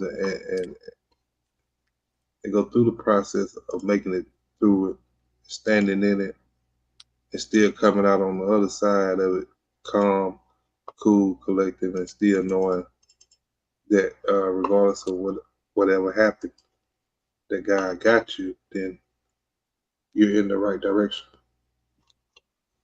Mm. Well, I know that kind of. Yo, what's up, Goblin Hey, Thunder? I know that you mentioned about like how the church say like, "Oh, you should weather the storm." Like that's kind of hard sometimes, you know. Yeah, Um, yeah. I know that was like wrapping my mind around that concept was like really hard for me, and I didn't really know how to do that. You know what I mean? Like, how do you say? How do you say it? Like, I'm trying to figure out how I want to say this. It's kind of like people would say stuff, but they wouldn't like really explain to you what that mean and how to do it. It's like they had an expectation that you would automatically figure out what that mean or have like some type of epiphany. You that ever happened to you? Oh, I'm not sure. Keep elaborating. Keep elaborating on what you're saying.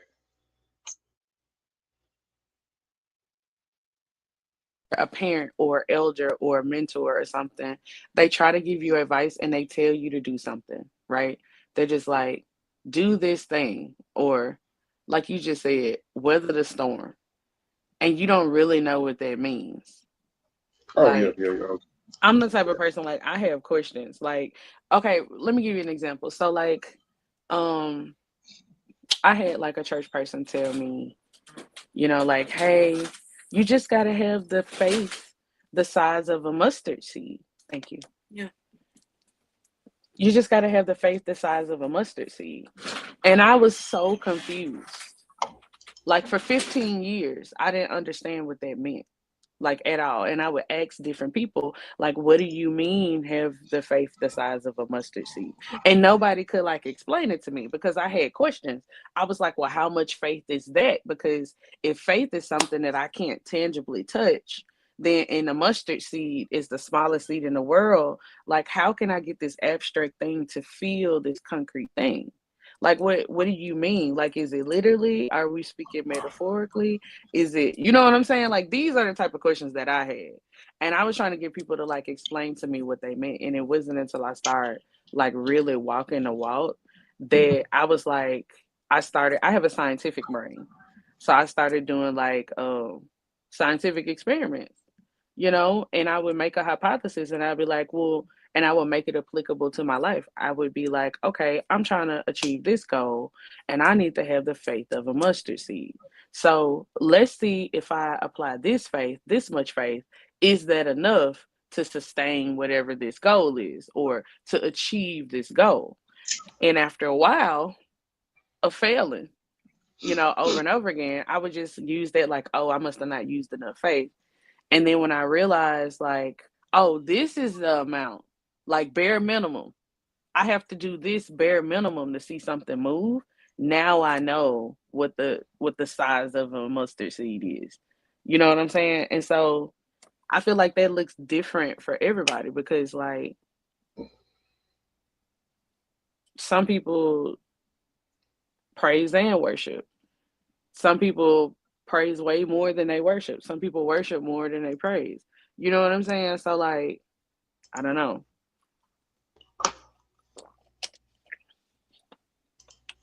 I can feel you on that because sometimes just how it's explained to from an older generation, like sometimes you are lost because um, I just think for the older generation, like no disrespect to them, like they are who they are, and without them, there's no us. But I don't think they dug too deep into it. You know what I'm saying? Like And I it think was. that's the problem because, like, if you don't dig deep enough, then how can you explain it to other people, especially like if you're in a position of a shepherd?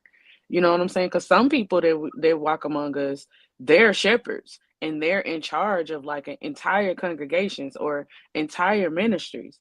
You know what I'm saying? And not just in the church. Like some people ministry not even in the church. You know what I'm saying? So like I feel like it's their job as a leader to be able to, you know what I'm saying, to dig deeper so that they can explain it in that way. So people who are following can't understand it. I mean, like, even if a person has a kid, like, that's your ministry, right? The children, right? Because, like, you're going to be the first person to teach them and to lead them before they go to school, before they get out into the community, the village. You see what I'm saying? So, like, Right. it's literally your job. You know what I'm saying? That's just like saying like you're a parent and you want to have like the sex talk about whatever with your kid.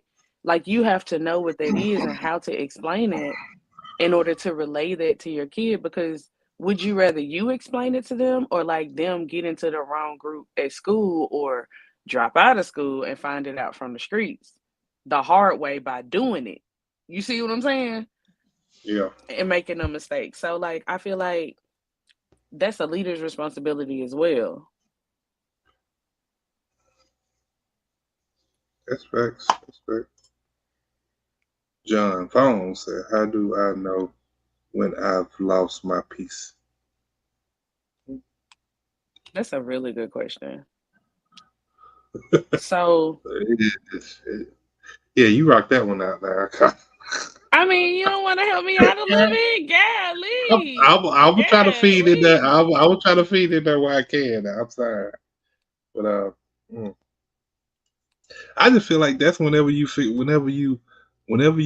face adversity and you continue to face adversity and you can't never you can never kind of Take me be in, take me in, take me in, take me in. okay. You tag in, go ahead, rock out. You supposed to make the hand clapping sound like we in the Uh, ring. God, okay, thank you, you thank hear you. it? Okay. Yeah, I heard it. Okay. So I would answer that question like, you know, you lost your peace when you can't rest anymore, right? And not just physical rest, but when you feel uneasy, right? When even when something's wrong, right? When your mind keeps replaying what hurt you, or and what does that look like? Your mind keep playing, replaying stuff. So for me, that looked like intrusive thoughts. So um I want to give like a real life example, but it might get too greasy. It might get too greasy. Yeah. Hey, Um, shop is open. man, I had things that people said to me that wronged me so bad it stuck with me for decades. And like randomly, it would just, you know what I'm saying? Like every day, it'll be like intrusive thoughts. Like I'm not intending on thinking about this thing. Like I could be cooking dinner or something, or like shopping or paying a bill, and then the thought will pop up in my mind unprovoked. Like that's an intrusive thought, right? Because you didn't willingly want to think of this. Nothing around you reminded you of this person or this event. It just happened, right? So that's what I mean by that. Like your mind replaying what hurt you. Or you reacting to things that used to roll off your back, you know? And that's how you know that that's not strength, that's like disturbance. Cause peace don't shout. It it withdraws in a way. Like peace don't it'll stop the piece of how do I explain it? Like it'll stop showing up in the arguments. You won't be as peaceful in arguments and stuff. Like it'll be like overthinking. It'll be the chaos settling in. And then you start noticing that the silence feels heavier than it used to. Like stuff that you used to do by yourself. Let's say if you're an avid book reader or whatever, when your peace leaves, you might have just went to Barnes and Noble and bought like 3 new books that you want to get to. But when you sit in your book nook to read or your favorite comfy chair, you really can't focus. You know what I'm saying? Like you like, I don't really want to do this. I want to take a nap or I want to scroll Instagram or something like that. Like that's it's not you being you. You know what I'm saying? You'll know like when everything start getting on your nerves that never used to. And so like for me, an example of my peace leaving is like one time I had cooked like this massive meal for the holidays. And like people had came over and I like invite people over to come get plates because like I ain't finna cook all this food and ain't nobody finna eat it. Like I give it out to the poor if y'all don't eat it. Like come on, right? And so people were like sitting down at the table, you know, like gathering and stuff. And then like I just got hella annoyed. They were just like, it sounded like they were smacking. They, you know, like while they're chewing and stuff. And I was just like, why am I so annoyed by people eating? Like I've never been annoyed. I've never noticed that before. You know what I'm saying? Peace clocked out. You know what I'm saying? Like stuff that get on your nerves they never used to. When you start arguing with your GPS, you know what I'm saying? Like talking back to slow Wi-Fi. You know, your piece been left to check then. You know, so like your piece is gone when your playlist don't hit no more. You know what I'm saying? Like when your naps feel like confrontations. That's how you know. I hope that answered his question. Okay, so I'm gonna say this to answer your question, John Fong. Um,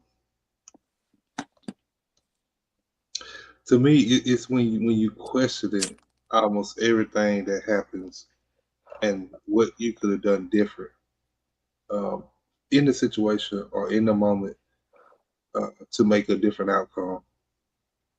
You know what I'm saying? I don't know how long you've been on, but if you remember earlier, I was talking about what if, like you questioning Right.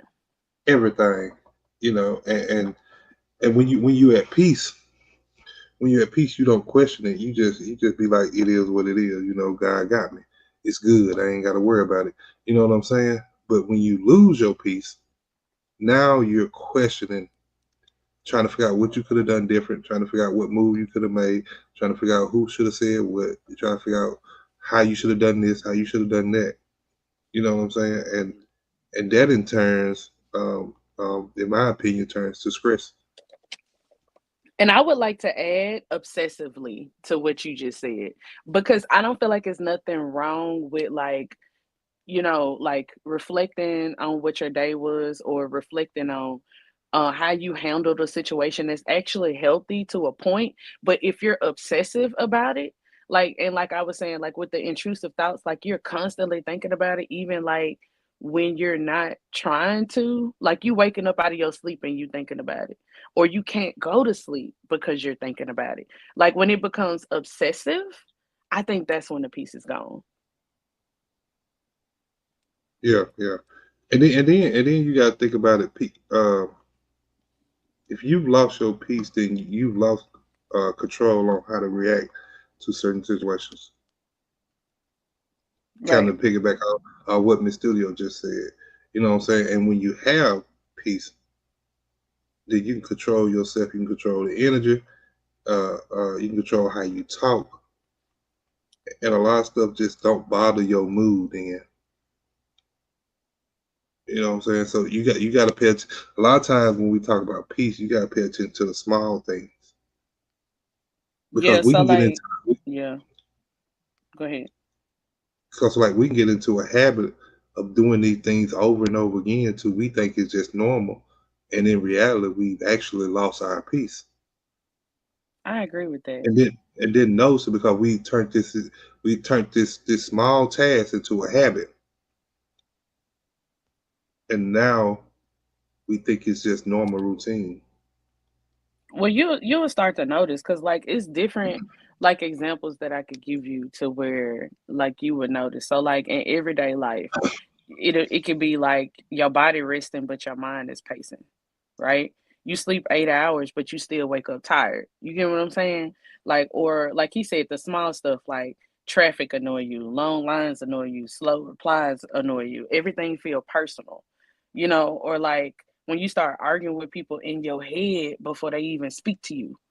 You know what I'm saying? Or like I was saying earlier when silence feels uncomfortable because your thoughts are too loud. And that's happened to me before too. Like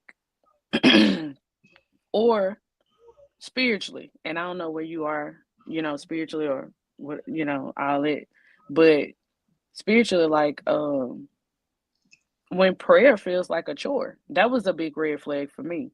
Like instead of a conversation, it feels like a chore. Cause like when you get into a habit of talking to the Lord, let's just say you wake up every morning at 4:30 or 5:30 or something and you pray, right? And when you get up at 5:30, you like, oh, let me just go do something else before I do this. Like, let me go get a glass of water first, or let me use the bathroom first, or let me check my phone first. Like, you know what I'm saying? When you start like pulling God out of his place, like it's number one in your life, and you start like procrastinating, you know what I'm saying?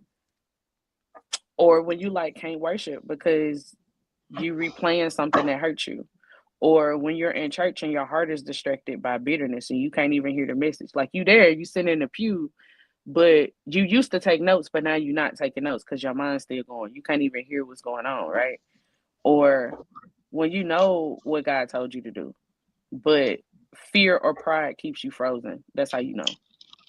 Or like even in a relationship, like when you keep checking if somebody mad at you, even when they ain't said anything. That's a way that you know. Like when you start changing who you are to keep people around, right? When you Mm. can't celebrate somebody else's win without complaining about your loss, your peace gone. Like when you're still explaining your worth to people who already decided not to see it, your peace gone. When you when you love, right? Like you loving somebody and it start to feel like labor instead of partnership. Like it's a chore for you to do this thing for them. Like let's just say you got a lady and she like, hey, can you go to the store and pick me up a bag of Funyuns? And you just got there. Now any other time you'll be like, like, yeah, no problem, we can go together or something like that. But today you like, oh, why you didn't text me before I got here? You knew you wanted the Funyuns 20 minutes ago. You know what I'm saying? Like Mm. that's how you know. That's how you know your peace gone. Okay. Well, Can you relate to any of that, Mr. Greeley? I hope we answer your question, John Fall. Um, yeah, kind of, sort of, I guess. Oh, which Uh, ones? yeah, yeah. I think I've had incidents like that in my life before. So um, that's why I tell people a lot of this stuff I talk about. A lot of this stuff I'm trying to tell myself and not just tell other people, not just enlighten other people. I'm also trying to enlighten myself at the same time because um, once I pick these topics, I know uh, some of this stuff is some of the things that I'm struggling with too myself. You know what I'm saying? Mm. So it's just a matter of understanding everything that's going on. I went and looked. I saw y'all talking about it. Didn't see a guy trying to beat me. He didn't listen to it long enough. Then he didn't listen to it long enough. You remember that what he said yesterday? Yeah, Because I yeah, was like inquiring about you. Now he trying to get us to yeah. talk about it without coming up. Nah, you still got some charge on your phone. You gotta come up. Nah, trying to trick me. You ain't come up. We can't talk about it, Mr. Tooties. I've been looking for you, Mr. Tooties. I have questions. And it's not anything embarrassing. These genuine questions that I want to ask, like, you know, Genuine questions. talking about he went back and looked. He clearly didn't hear you. It was live. It was like it's all of it was recorded. Like it's on there. It's on there. It's on there. He skimmed through it. Definitely was recorded. Yeah. You ain't saying nothing, bro. Why you getting quiet? Like, go tell him, bro. Tell him, because I feel like with Tell, me saying it, I feel like with tell me him what? saying No, it. I said it was definitely recorded. Like I'm Oh, okay. agreeing with you. Right, you know. You ain't have to solo dolo by yourself. No, it's That's what they all say. uh. Hey, you gotta connect your mic. I think you connected. Is it happening? Yo, yo. I got 5 minutes, bro. 5 minutes. I got enough. Okay. Bro, Hey, so this y'all, guy y'all rock came out. on yesterday, bro. Okay, let's not waste no time. The guy came on yesterday, right? And I was like, "Ooh, I'm looking for Nighthawk. I'm looking for the Tooties." You know what I'm saying? I was like, "Wait a minute," because he said something in the comments over there, and it made me feel like it was you. You feel me? And I was like, "Is that Tootie?" And he was like, "What?" I was like, "Bro, do you do feet pics, bro?" And he was like, "Feet pic," and I could Are you tell talking about like by Big his, D? huh? Whatever his name was, Big D or whatever. I saw Yeah, that. yeah. And his answer was like, it made me feel like, okay, this not the guy. I don't need to talk about that because it's not the guy. And he was like, what do you mean? What you mean feet pick do woo the woo, right? So he started talking about it and he was like, what you got pretty feet, Mr. Y'all like, yeah, you know what I'm saying? I was like, I really wasn't supposed to be discussing it with him. I'm supposed to be discussing it with you. You feel what I'm saying? Because I'm trying to both get some picks and I'm trying to be the picks. You feel me? Like, I'm finna shoot my shot to you real quick. But anyway, yeah, so he was saying all that stuff, woo de woo, whatever. Then somebody had mentioned something else in the comments, and I was like, so you not him, you not Mr. Tooties, you know what I'm saying? And he was like, bro, I can be, like I'm him, you know. And then somebody else, like I'm Thunder, start talking and stuff, and it got wild, bro. It got crazy. And he was like, nah, I'm him. He was like, I can get them on if you want Tooties. Like Goblin Thunder was like, if you want Tooties in the studio, I can get them on or whatever. I was like, sure, you know what I'm talking about? Like, oh, you know what I'm saying? And then he do start speaking up for me over there. He was like, nah, she don't want him. She don't want him. He trying to take my stuff. And I was like, whoa. I was like, wait a minute. Wait a minute. No, he can't nobody run that game like I can now. That's what I'm talking about. We need to we need to swap information because I'm trying to do this. Like, you know what I'm saying? I need some picks and I'm trying to be the picks. But I don't know what side of it you do. So tell us a little bit more about that. It's it's more like I don't get into like the weird stuff, but I do what's in my boundaries, what I think's reasonable. But it's just really whatever the buyer wants within my boundary.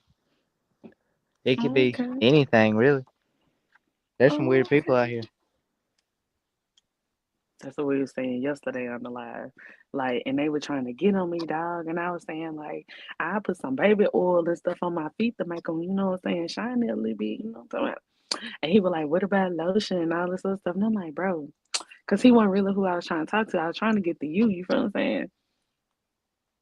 Because you the Yeah. one that put it out there, you feel what I'm saying? So, but he said he wanted to be my photographer and stuff like that.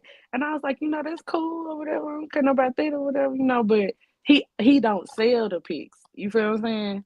And I'm trying to see some feet too. You feel what I'm saying? Well, I personally I don't sell it either. Oh, I got a manager. okay. So all I get, I can see it. I got access to the account, but Hmm. she makes all the calls. Okay. We discuss, we get whatever we need, and then we go from there. All right, man, hit me up because I need to know more details. Inquire minds. It it takes a while. Like I'm still, I ain't big, you don't see me on Facebook. I ain't got, but I think the biggest thing what throws people off, I ain't got no Hmm. pinky toenails. What? That's Yeah, interesting. I want to see that. That's interesting. it is. It is. I'm so excited. Well, if you're trying to make something happen now, I can get in contact with a manager Hmm. with all the equipment you need. Not Hmm. no cell phone camera, 4K cameras. Ooh. I can be on next live. Mitch goes live tomorrow. I mean, Mr. Grizzy goes live tomorrow. Okay. That's what I'm trying to. Yeah, I'm interested in it. Cause like, all right. So is this like an art form or like a ministry for you? Like, I need to know. Dumb that 'Cause- question down. so like, I'm saying, cause them toes got to be like anointed to make money, right? Oh, I'm just all about a dollar. Whatever gets me that dollar. I heard that. So like, is there like creative direction behind each shoot, or do you just let the toes speak for themselves? It can be, if probably the weirdest thing I've done. Yeah, I'll say it. I'll say it. This dude wanted them dipped in peanut butter. Ooh. It, Okay. it was weird, but Okay. it was Mm, money. I heard that. So that lead me to my next question. So like, do you moisturize before every shoot, or are you just like a raw texture kind of artist? Like, Moisturize. that's what I'm talking about. So basically, y'all open for collaboration, or do you keep like a solo foot act? It's mainly it's mainly solo, but I would be open to maybe a collab once the real business started rolling. People started coming in more often. Okay, so what's your refund policy if a client gets cold feet? Oh, there ain't no refund now. You get what Did you catch the wordplay? I've been waiting to ask you that for like weeks, bro. Like, okay, I'm sorry. So, like, okay, here go another semi-serious question though. But just be real with me. So, like, do you name your toes individually, or do they like do they each have like a brand identity, or how does it work? Well, I haven't got that far. I ain't got names for them, but the best seller would be the big one. I heard that. So, like, what's the demographic for your clients? Like, is it foot fans or just people trying to see like if you've been walking into purpose or something? I really don't know. They just they just hit my manager up. I guess they get a little feisty at 1 o'clock, and Mm. the next morning or whenever is available, we try and hook them up. Okay, so do you have like tier packages or like a gold tier and includes like lotion and a matching pedicure or like what you do? Well, there's like specials, kind of Ooh. like if they want a certain pick, it comes more like it's more expensive. But I have Mm. a album that is uh whatever my manager has it priced at, whatever she thinks will sell best is like 10 plus photos. I can't remember the exact number. Wow. One for each toe. That's Yeah, amazing. That's amazing. So like, okay. So do your toes work seasonal or like are they full-time employed? they are seasonal at the moment. Well, hold on real quick. Let me address something. Why Mr. Greasy got his mic on mute? Like I need to why Hey, you been waiting on this. I'm letting y'all do what y'all do. bro, I hear you Y'all laughing, rock bro. out. I hear you. Y'all rock I'm out. I'm dead serious, bro. Like I'm like, bro, I'm so serious. And I just thought that was weird. You had your mic on mute. Anyway, Do back to y'all you, not? Mr. Tooties. So, are we talking like pinky toe cameos or like main character energy? It's more main. Okay. So when you say night talk, I mean night hawk, does that mean them toes on the clock after dark or what?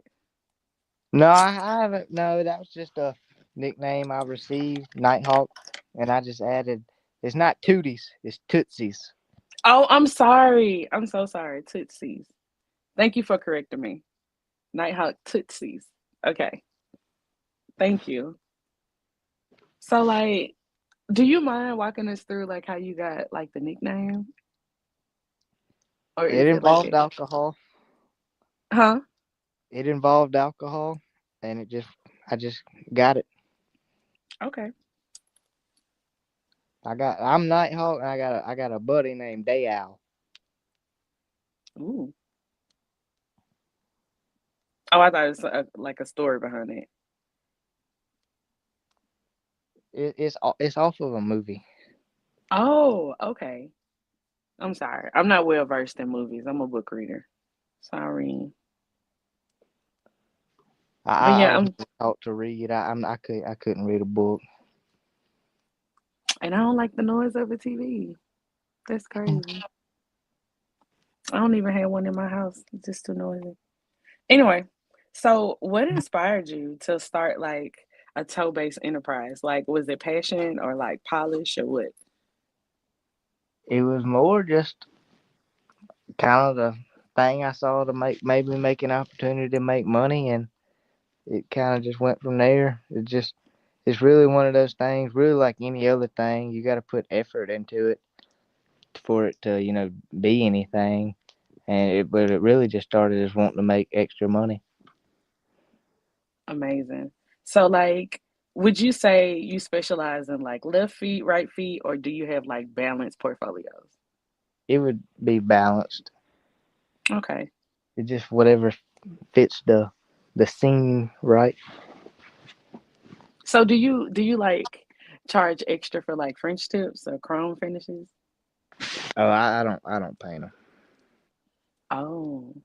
I Yeah, mean it's a like if the man. clientele wants like if the clientele wants like oh I want like some gold chrome, is that like a upcharge like for specialized toes or That goes back to the boundary. oh okay. Hmm. Yeah, Okay. this is just straight man toes right here. I okay. So like what's your turnaround time? Like how long does it take to like process the toes? Meaning like take the photo and all. Yeah. Like Uh, before like from you realizing like, hey, I need to put this out to like completion well, to like ready to sell. it really just depends on what it is, what the person wants, and how fast my manager can get it done. That's amazing. So how do you handle like creative differences? Like if your pinky toe doesn't want to participate, because I know you were saying like they ain't got no. It's just a make do process. That's amazing. Like okay, have you okay? I don't know why this is my okay. This might be my last question, but it's like the most important This to me. gotta be this has got to be the last one. I'm running out of that battery. Okay, so have you had to fire a nail tech for like creative incapability? No. Okay. Well, thank you so much. I really appreciate you coming on and answering all my questions. Yes, ma'am. This Mr. made my Greasy. night. Mr. Greasy, you stay greasy now. Yes, sir. Yes, sir. God Appreciate you, bless. God boss. bless. Thank you, Yes, sir. Mr. Tootsies. I love that. That's Okay. amazing. I was gonna say, hey, to get what you want. You got your interview one on I one. had like I had like 10 more questions, bro. I had like 10 more questions, bro. That's amazing though. I'm definitely interested in that. The same. That's insane. That made me. He almost made me want to sell feet pick shoot. I almost asked him like, did he have filters or like, you know, did he believe in like that natural beauty ash and all? Because he was like, these the manly feet, So I was like, yeah. Hey, he might just be natural with it. You know what I'm saying? Hey, ain't no put no filters on it. They natural. I mean, I'm so excited to work with him, bro. I'm so excited. Hey, that's what it takes sometimes. Hey, that's what we I wonder do. if he could tell me, because I think my feet are pretty, but what if he don't think I got pretty feet? Like, oh, that'd be like crazy It rejection, bro. but it ain't what he think. It's what the people think. You gotta kind of evidently. I think it's kind of like anything else. Like even like social media. I think you just gotta put a couple pictures out there and see who bite on it. You know what I'm saying? That's what's And up. that in turn builds it. You know, or you start putting different ones out there, and then get to a certain spot, then they'll start requesting. You know, like he You said, talking like you know a little bit about it, huh? Well, I just think it's similar to anything else that you try to sell. You know what I'm saying? Just like, just like clothes. You trying to sell clothes. Like most of the Mm. time, people that try to sell clothes will market their own clothes. You know what I'm saying? So the first little push should be on you, and then once Mm. somebody see it, then whoop the whoop, there go one because he just seen your little first profile pic. You know what I'm saying? So he liked that one, bam, there go one, and then you just put up a couple more, and then before you know it, people are requesting certain things, because they can see the vision. Mm. You know what I'm saying? So They can see the vision. yeah, just get your cornmeal ready and your peanut butter and some Vienna sausage Cornmeal.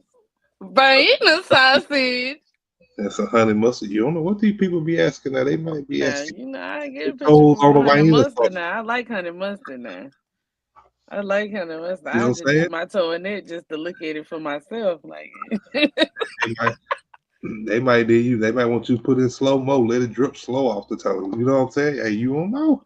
boy, you talking like you got a foot fetish. Boy, you better stop. Nah, I'm just saying. I'm just saying. I know. I I mean, dip these hey, toes in honey mustard, stick it in your mouth. Like,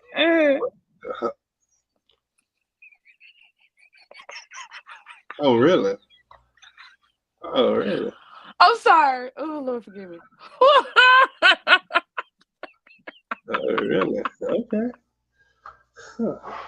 Did not mean to say that out loud. That was. Huh. We caught you. We gonna have to talk on the back end. We gotta talk on the back end. What? Ain't nothing to talk We gotta talk- about. Shit. Yeah, we got to be more careful. The way you don't do it like that. Don't do that.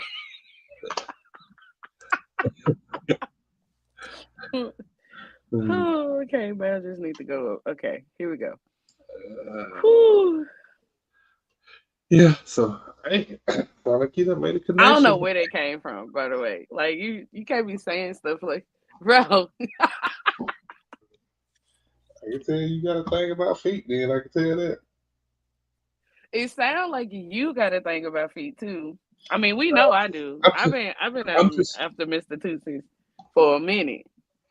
I'm just thinking about what people would think. I think it's just some off the wall thing that people would think. You know what I'm saying? Like because when you get in that type of business, people you never can tell what they be thinking. You know what I'm saying? That they like some people like weird stuff. How you hear he said peanut butter, so it Yeah. ain't far fetched. It ain't far fetched that somebody would say honey mustard.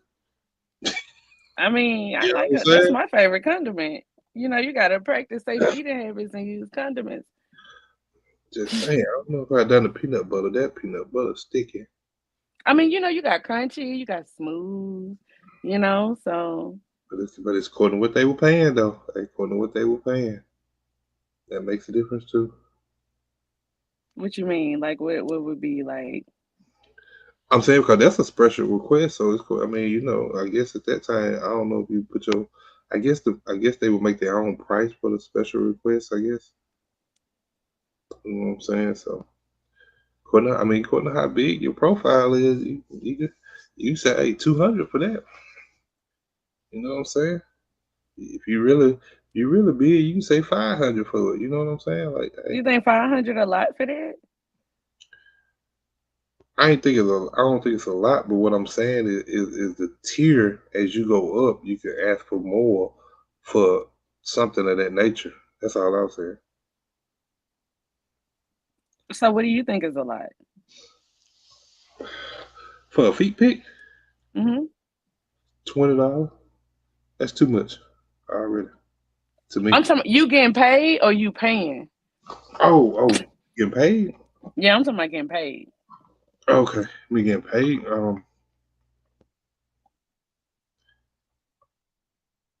I think a lot would be $100. Honestly, if we just gonna be honest, I think $100 is a lot for a feet pick. I feel like people do more than that. They probably do now. You ask me what mine is now. I think Uh-huh. that's a lot. Now I'm pretty sure they do way more than that. But I'm just saying, me just right off the top of my head, like, yeah, if somebody would have offered me $100 for a feet pic, that's a lot. Just for a picture of my feet. You know what I'm saying? Like, I ain't trying to say too much because I ain't trying to knock nobody hustle now. Whoever doing it, hey, y'all get y'all hustle on. So hopefully the people that buying it ain't listen to me. But I'm just saying. You see the honey mustard on the mic on my background? That's honey mustard. I don't see. Did you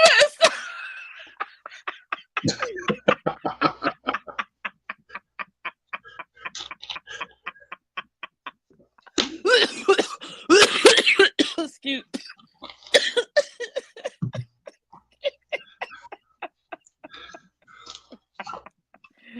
Oh my goodness. Oh man, what again?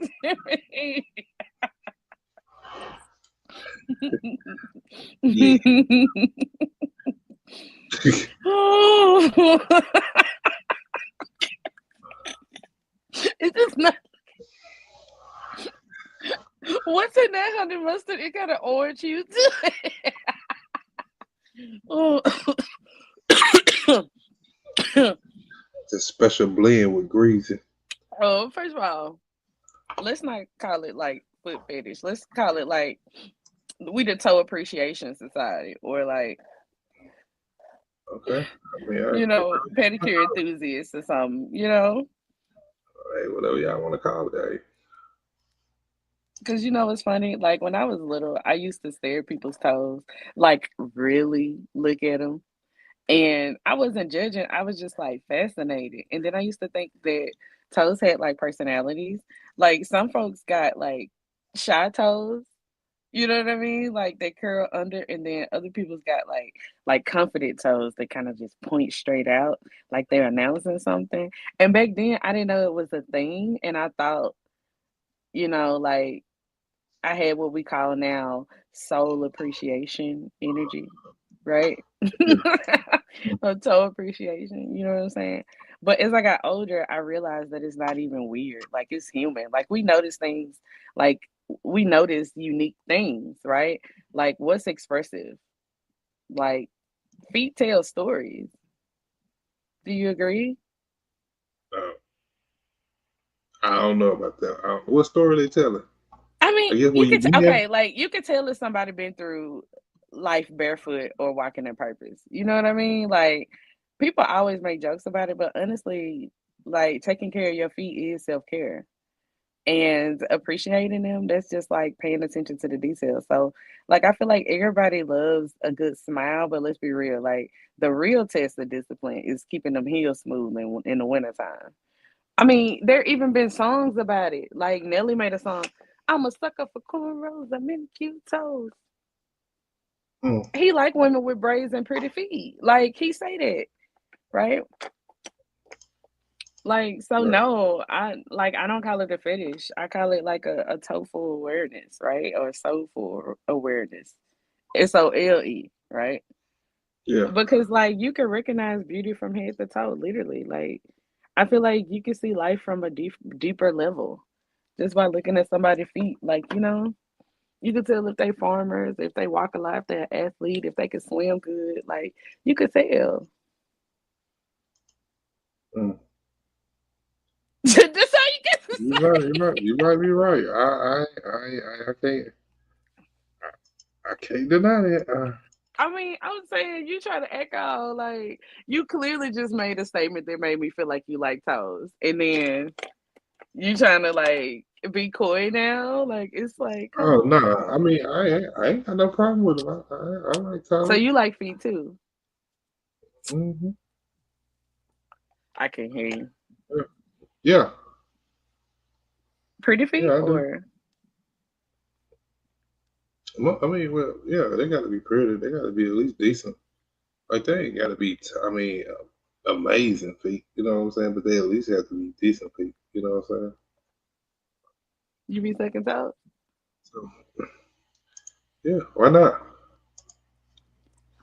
That's what I'm talking Yeah, about. That's what I'm talking about. somebody got to do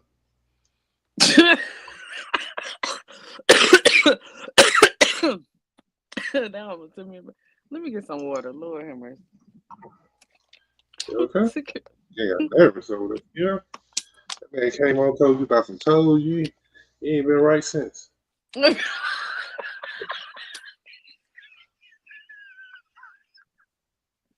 don't know if you can interview him anymore. Yeah, forgot how to be a co-host and everything. Now you just start talking about toes. Yeah, got to be more careful. Thank you for having me on tonight. No problem. No problem. No problem. No problem. We was gonna go every night till we got your interview. So Bro, wait, you just called me a co-host. I'm a co-host? yeah, you been the co-host. What you mean? I told you that. Did you not? When was you gonna tell me? What?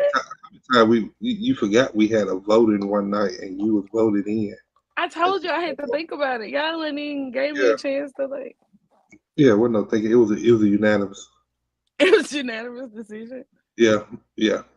That's wild. That's wild. Like, what if I had boundaries? Like, what your boundary would be as a co-host? I don't like talk this. on the mic. That ain't gonna work. I mean, the only reason I was coming up was because you be saying like controversial stuff, and I'd be like, where this mindset coming from? Like, that is not what you proclaiming to be like a man of God. Like, what you saying some of the stuff, I'd be like, what? No, it's not. I be coming up because I be triggered.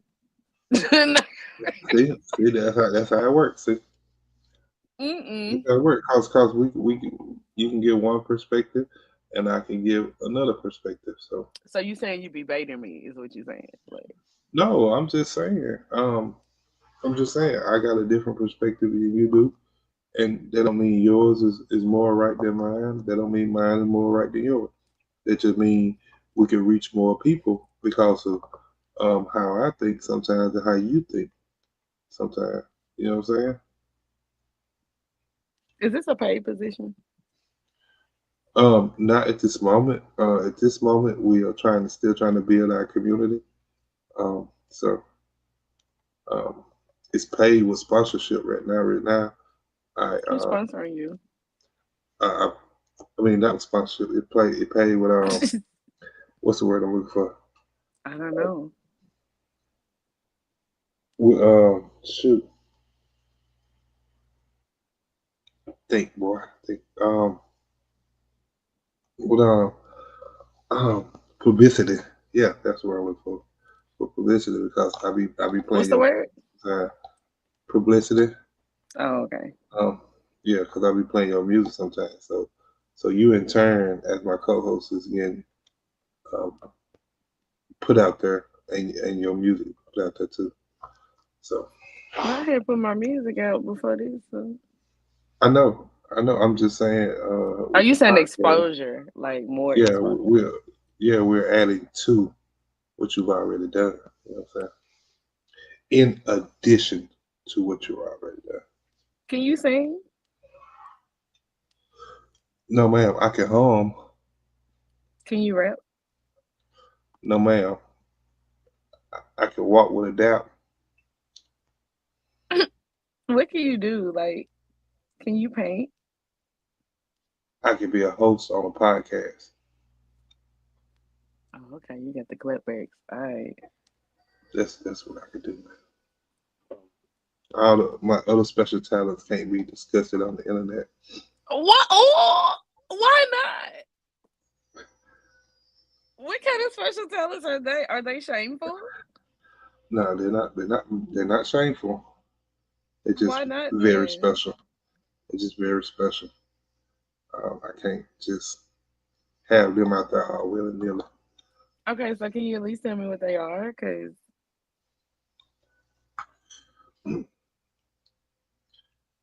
let's just say I am a screen swimmer. a what? And a screen swimmer. I can hold my breath underwater for a long period of time. An extreme swimmer? Yeah. Oh, like Michael Phelps? Okay, that pause was way too long. That's not Yeah, what we're yeah, talking about. Okay. Wow. not that type of swimming, but a version Oh, of it. I only knew one time. I Uh, only knew of one type of swimming, okay, and that's that's in water. Like I don't. We're right over my yeah, head. You can't see yeah, me now, yeah, but I'm moving my hand over my head in the swiping motion because it yeah. went It over starts my off. head. Yeah, see, I starts what I swim in. It starts off dry sometimes, and then the Whoa. water consumes me. Oh my God. So I have to know how to hold my breath underwater That's while it's consuming me. crazy that it started out dry. Has that been your experience your whole life? Or No, I'm just paraphrasing for the example of what wow, just happened. with the just with your old lady?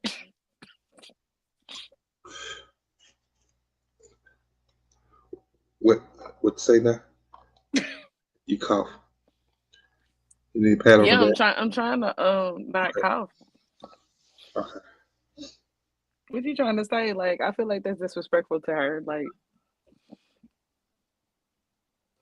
No, no. I was giving an example of what happens with being an extreme swimmer. That's how it wasn't oh, okay. necessarily giving an example of her. It was giving an example of being an extreme swimmer. Oh, okay. So you don't have a problem with her, is what you're saying. No, Okay. no. Because I did ask you, has this been a problem your whole life? And you said no, Right, which right. made me feel like it was a current problem. No, my whole life, the current situation is Niagara Falls. Mm. Um, so all the Bermuda Triangle. Sometimes we be trying to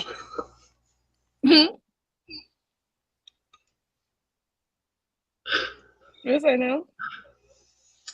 all the Bermuda Triangle. Sometimes it be trying to suck me in. So um, I just What? put my head down, put my head down, and keep swimming. Well, So at least she got you trained. Kudos to her. She did a good job. yeah, she's very talented at training. You okay? You reminiscing? Tends to know what she wants.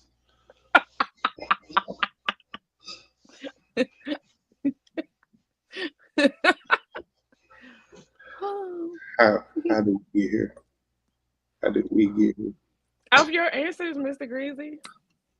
Of your answers. Of your answers, you chose to answer this way. I asked you, did you have any talent? You could have Yeah, said I draw or I dance or something like. no, I don't do none of that. I don't do none of that. All my talents left me. My original talents left me when I was younger. Oh, it sound like I was sound pretty like you good didn't at use them. sports, but yeah, I didn't use them. So now I Yeah. got to tap into my other talents. Oh, so you only have one other talent now that you, because you know they say if you don't use it, you lose it. I'm trying to figure out what all talents I do have now. Oh, so And you're on self discovery well, right now. yes, discovery, self. Yes,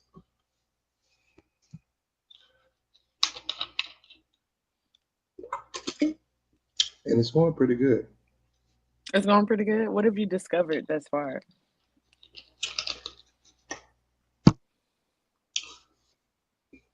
Then might make this podcast thing work. I believe in you. I feel like I'm an Thank you. interviewer tonight. Like, how am I Yeah, doing? Y'all in the you comments. are. Am I? You are. Yeah, you've done a great job. I've been pushed into this Channel, position against my will. yeah, the news channel should be calling you. Yes. I don't feel like I have a news channel voice. What was that? Oh no, I'm looking at something. Oh shoot, what I do? Okay, no, I'm looking at something. I'm trying to read something. That's all. Shoot, new trying to voice ain't that hard. You just talk that talk. That's it. It's not that All right. hard. Well, thank you so much for having me. Yeah, appreciate you for coming up. Yeah, we're gonna get up out of here. We've been almost 3 hours strong. So we get up out of here. Appreciate you in the last words to your people out there, you know what I'm saying? Pretty sure you got some people that like to hear you when you come on here. So any last words tonight? What do you mean? Any closing statements? Oh, We get up out of here. I guess I want to say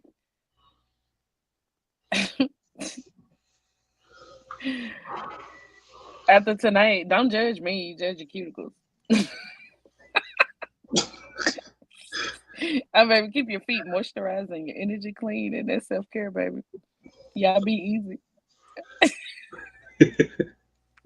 I mean, I feel like, I don't know, like, what was I say? Like, Hey, if that's it, what you want to say. well, I mean, if appreciating beauty from head to toe is wrong, I guess I'm just totally misunderstood.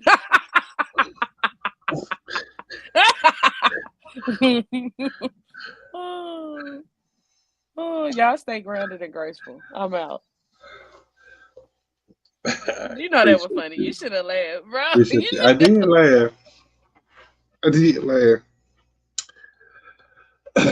So yeah, peace ain't cheap, but it's worth every battle. You know what I'm saying? So yeah, that's all we got for tonight.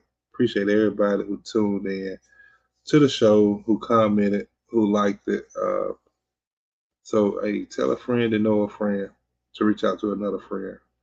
Um, share the line. You know what I'm saying? You know, it's always here where the combos raw, uncut, real. You know, we doing Mississippi talk. Hey, but protect your energy, keep your peace, and remember, sometimes you don't lose people, you just lose the chaos they brought. But as I always say before I get up out of here, if you love somebody, tell them, show them, give them their time, give them flowers while they're here. Because what someone's going through today could very well be you tomorrow. Till next time, keep it solid, keep it soulful, and keep talking greasy. Mic drop. crazy.